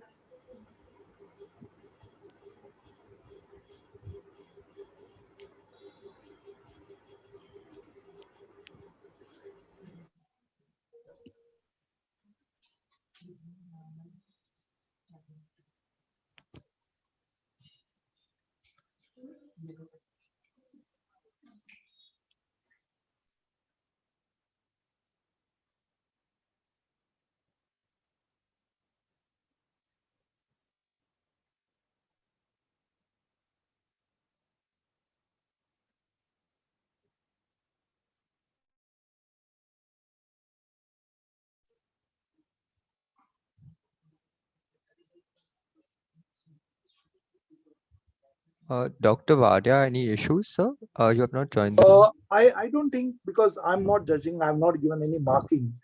So let me not be there, because it should be unbiased completely. Okay. So I don't want to give any views or anything like that in the breakup room. Sure. It's not a right on our part being the host of this. Let them do that particular thing. Sure. Yeah. Okay, sir. Okay, thank you, sir.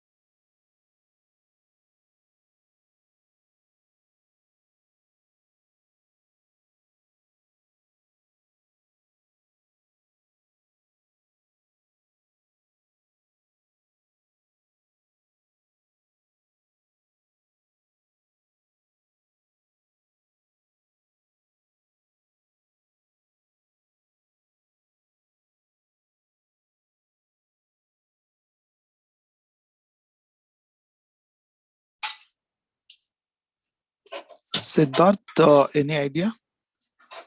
Yes, sir. The scores have been tallied. Just waiting for our mentors to rejoin, and they'll be Yeah. announcing the results. Yeah. Thank you, sir.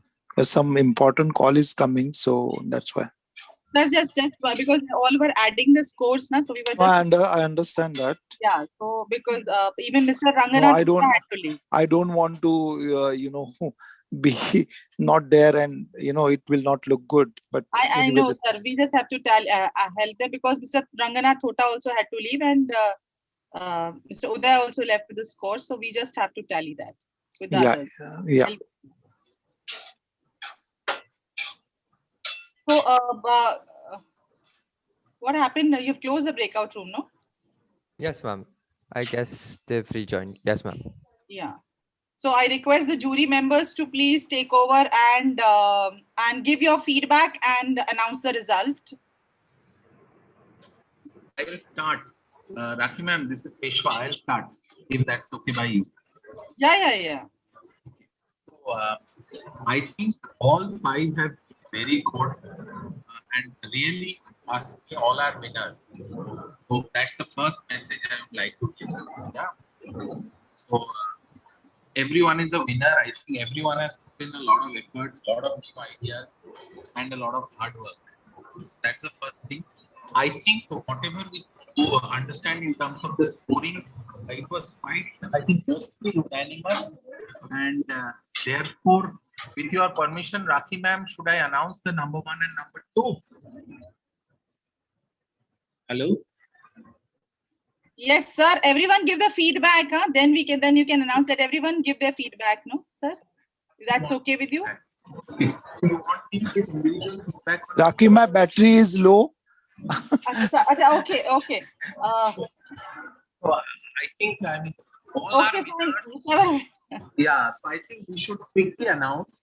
Yeah. With your permission, I'm taking that thing. I think all are winners, but because we have scored, I think Kavita and team has come out as number 1. Okay, for all of us. So congratulations to them. And I think Aman and team has come out as number 2. Okay. So Kavita and team is essentially working on the breast cancer area, and Aman and team is working on the mom's food or food area. So these are the people I would like to mention. And if any of you want to add anything, please. Mr. Shukla? No, thank you, ma'am. I think, as always, this has been a remarkable experience in terms of just the quality and the talent that it brings to us. And I've again walked away from this year feeling as energized as I ever was before in all of your other sessions in the previous years. Fantastic people, great ideas. And I just think that the impatience of youth, and sometimes you might want them to be calibrated, but sometimes things grow organically because you're just thinking of so many things. And, many ideas can fuse and help you actually give you the spur to grow quickly. And yes, sometimes you need to be calibrated because quite rightfully, you need to be careful about where you're going because there's money involved, there's futures involved. But I think absolutely you must not give any rein to your enthusiasm. So good luck to everybody. Thank you. Dr. I think my battery is going to this will die. So I just want to say not my review. I must thank all these judges. I've learned a lot. Let me tell you, because running college also is entrepreneurship, and I will definitely implement whatever I've learned from all of you guys, and also from these youngsters who had done a lot of presentation. All of them, as you rightly put, were winners. You had to select it. That's the reason I didn't join. They told me to join the break room. I said no. They are the best judges. They will do it, and you have done it. So there is no question about it. My only thing is that let's all the students who are attending keep the same spirit of being entrepreneur, because entrepreneur is not just that startup or something like that. It's much more, and you may have learned that from all the judges. So thank you very much, Siddharth and the entire team which is there. I don't have time. I'm just looking at the battery. Anytime it will go. And Rakhi ma'am, Thank you very much sir. Thank you for very being much there. for Thank you, sir. supporting us always, sir. It's going. Okay, so Sir. Thank you, sir. Thank you, sir. Deshpande, sir. First of all, thank you, madam, for inviting me. This is the first time I have joined this session. I have, seen other startups in the other sessions and connected with many others. And what I found here is a really great level of enthusiasm. It clearly shows that a lot of work has happened. It also shows that, a lot of energy and they're seeing certain things ahead of time. I was truly impressed. It clearly shows that the DNA of college also, and the great part is the way you have corrected this whole ecosystem. The very fact that you are able to get all these esteemed judges, when I also happened to meet them first time, it clearly shows that you have really well built this, and this is a need of an hour. I think whenever we look at the academia and industry, I think what students what they probably need to take, the one of the takeaways, I don't think any other organization can give this kind of ecosystem, such a well-built ecosystem where industry and academics and startup can come together and think about the industry problems or what are the current issues which are going on.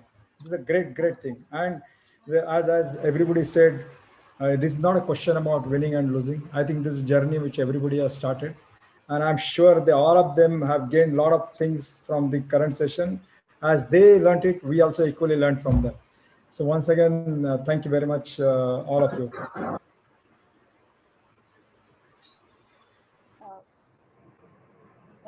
Mr. Amrit Raj, yes, sir.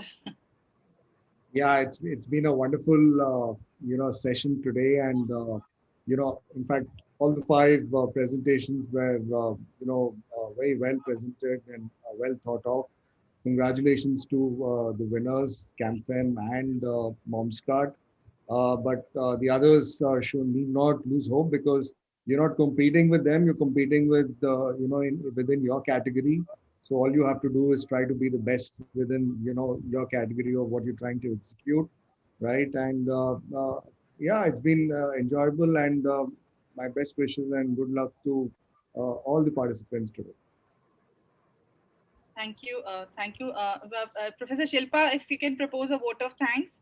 Have I missed on any other judge?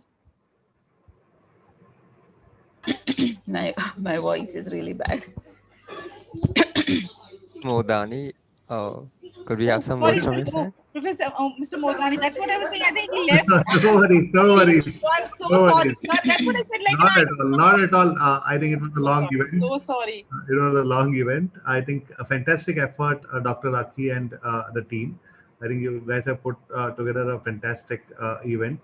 I think these guys are the change makers, and I really salute this spirit of entrepreneurship, because these are the guys who are, as I keep telling everybody, this decade belongs to India, and it's these guys who would bring about that change. So all the best wishes to all of them.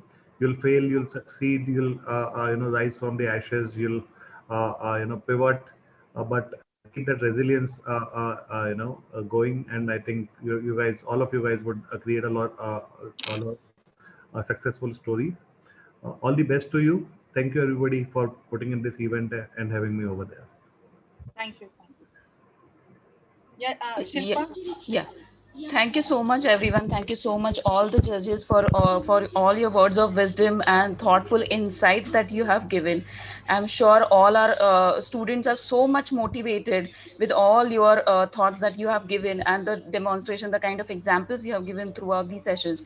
The sessions were really amazing, and thank you so much for sharing each and every single thing with such a detailed explanation with all our students. Thank you for giving such time to our kids and explaining them everything very well. Thank you to all the participants for attending with patience and listening to all very patiently. Thank you, Rakhi ma'am, for organizing such a good event for our kids. And obviously Dr. Ashok Wadia, who couldn't be here right now. Thank you for his continuous support, and the team definitely who has worked very well and managed all the events, all the different sessions very well throughout the 2 days. Thank you so much, everyone. And definitely, I would like to say that all of these are going to discover new startups in our college, definitely in our program, definitely. Thank you so much. Ma'am, over to you then. Okay, thank you very much, Shilpa. And the most important thing, I think everyone will agree, are the students who have really worked hard.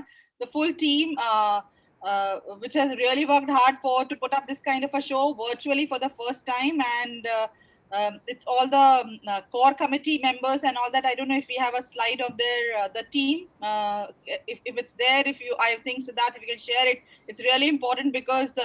We can't do anything unless we have a great organizing team, which is from a lot of first year students and second year students over so many meetings were conducted, how to do it virtually, because all of you are sitting in different parts of the country and you're organizing all together. That's really wonderful. And once again, thank you to all the judges and we will reach out to you. I apologize because the event actually extended a lot.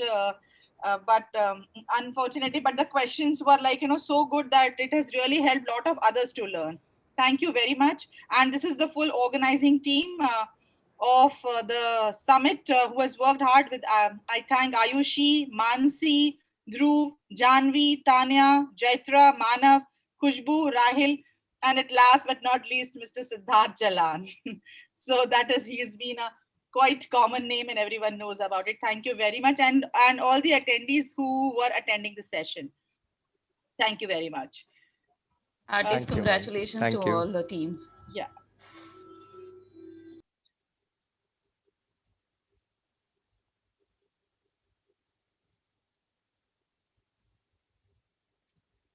Siddharth? Yes, ma'am. I really want, attendees are leaving. I think the core team can be on the screen and we can have a live photo of the core team. Sure. Okay, ma'am. Yeah. Shilpa, don't leave, huh? At least. Thank you, Mr. Shukla. Thank you very much. And I'm going to reach you all out again. Huh?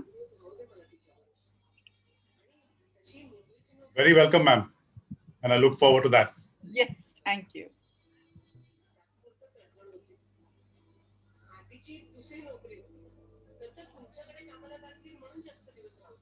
So that you can stop sharing the screen, let the people, you can stop live.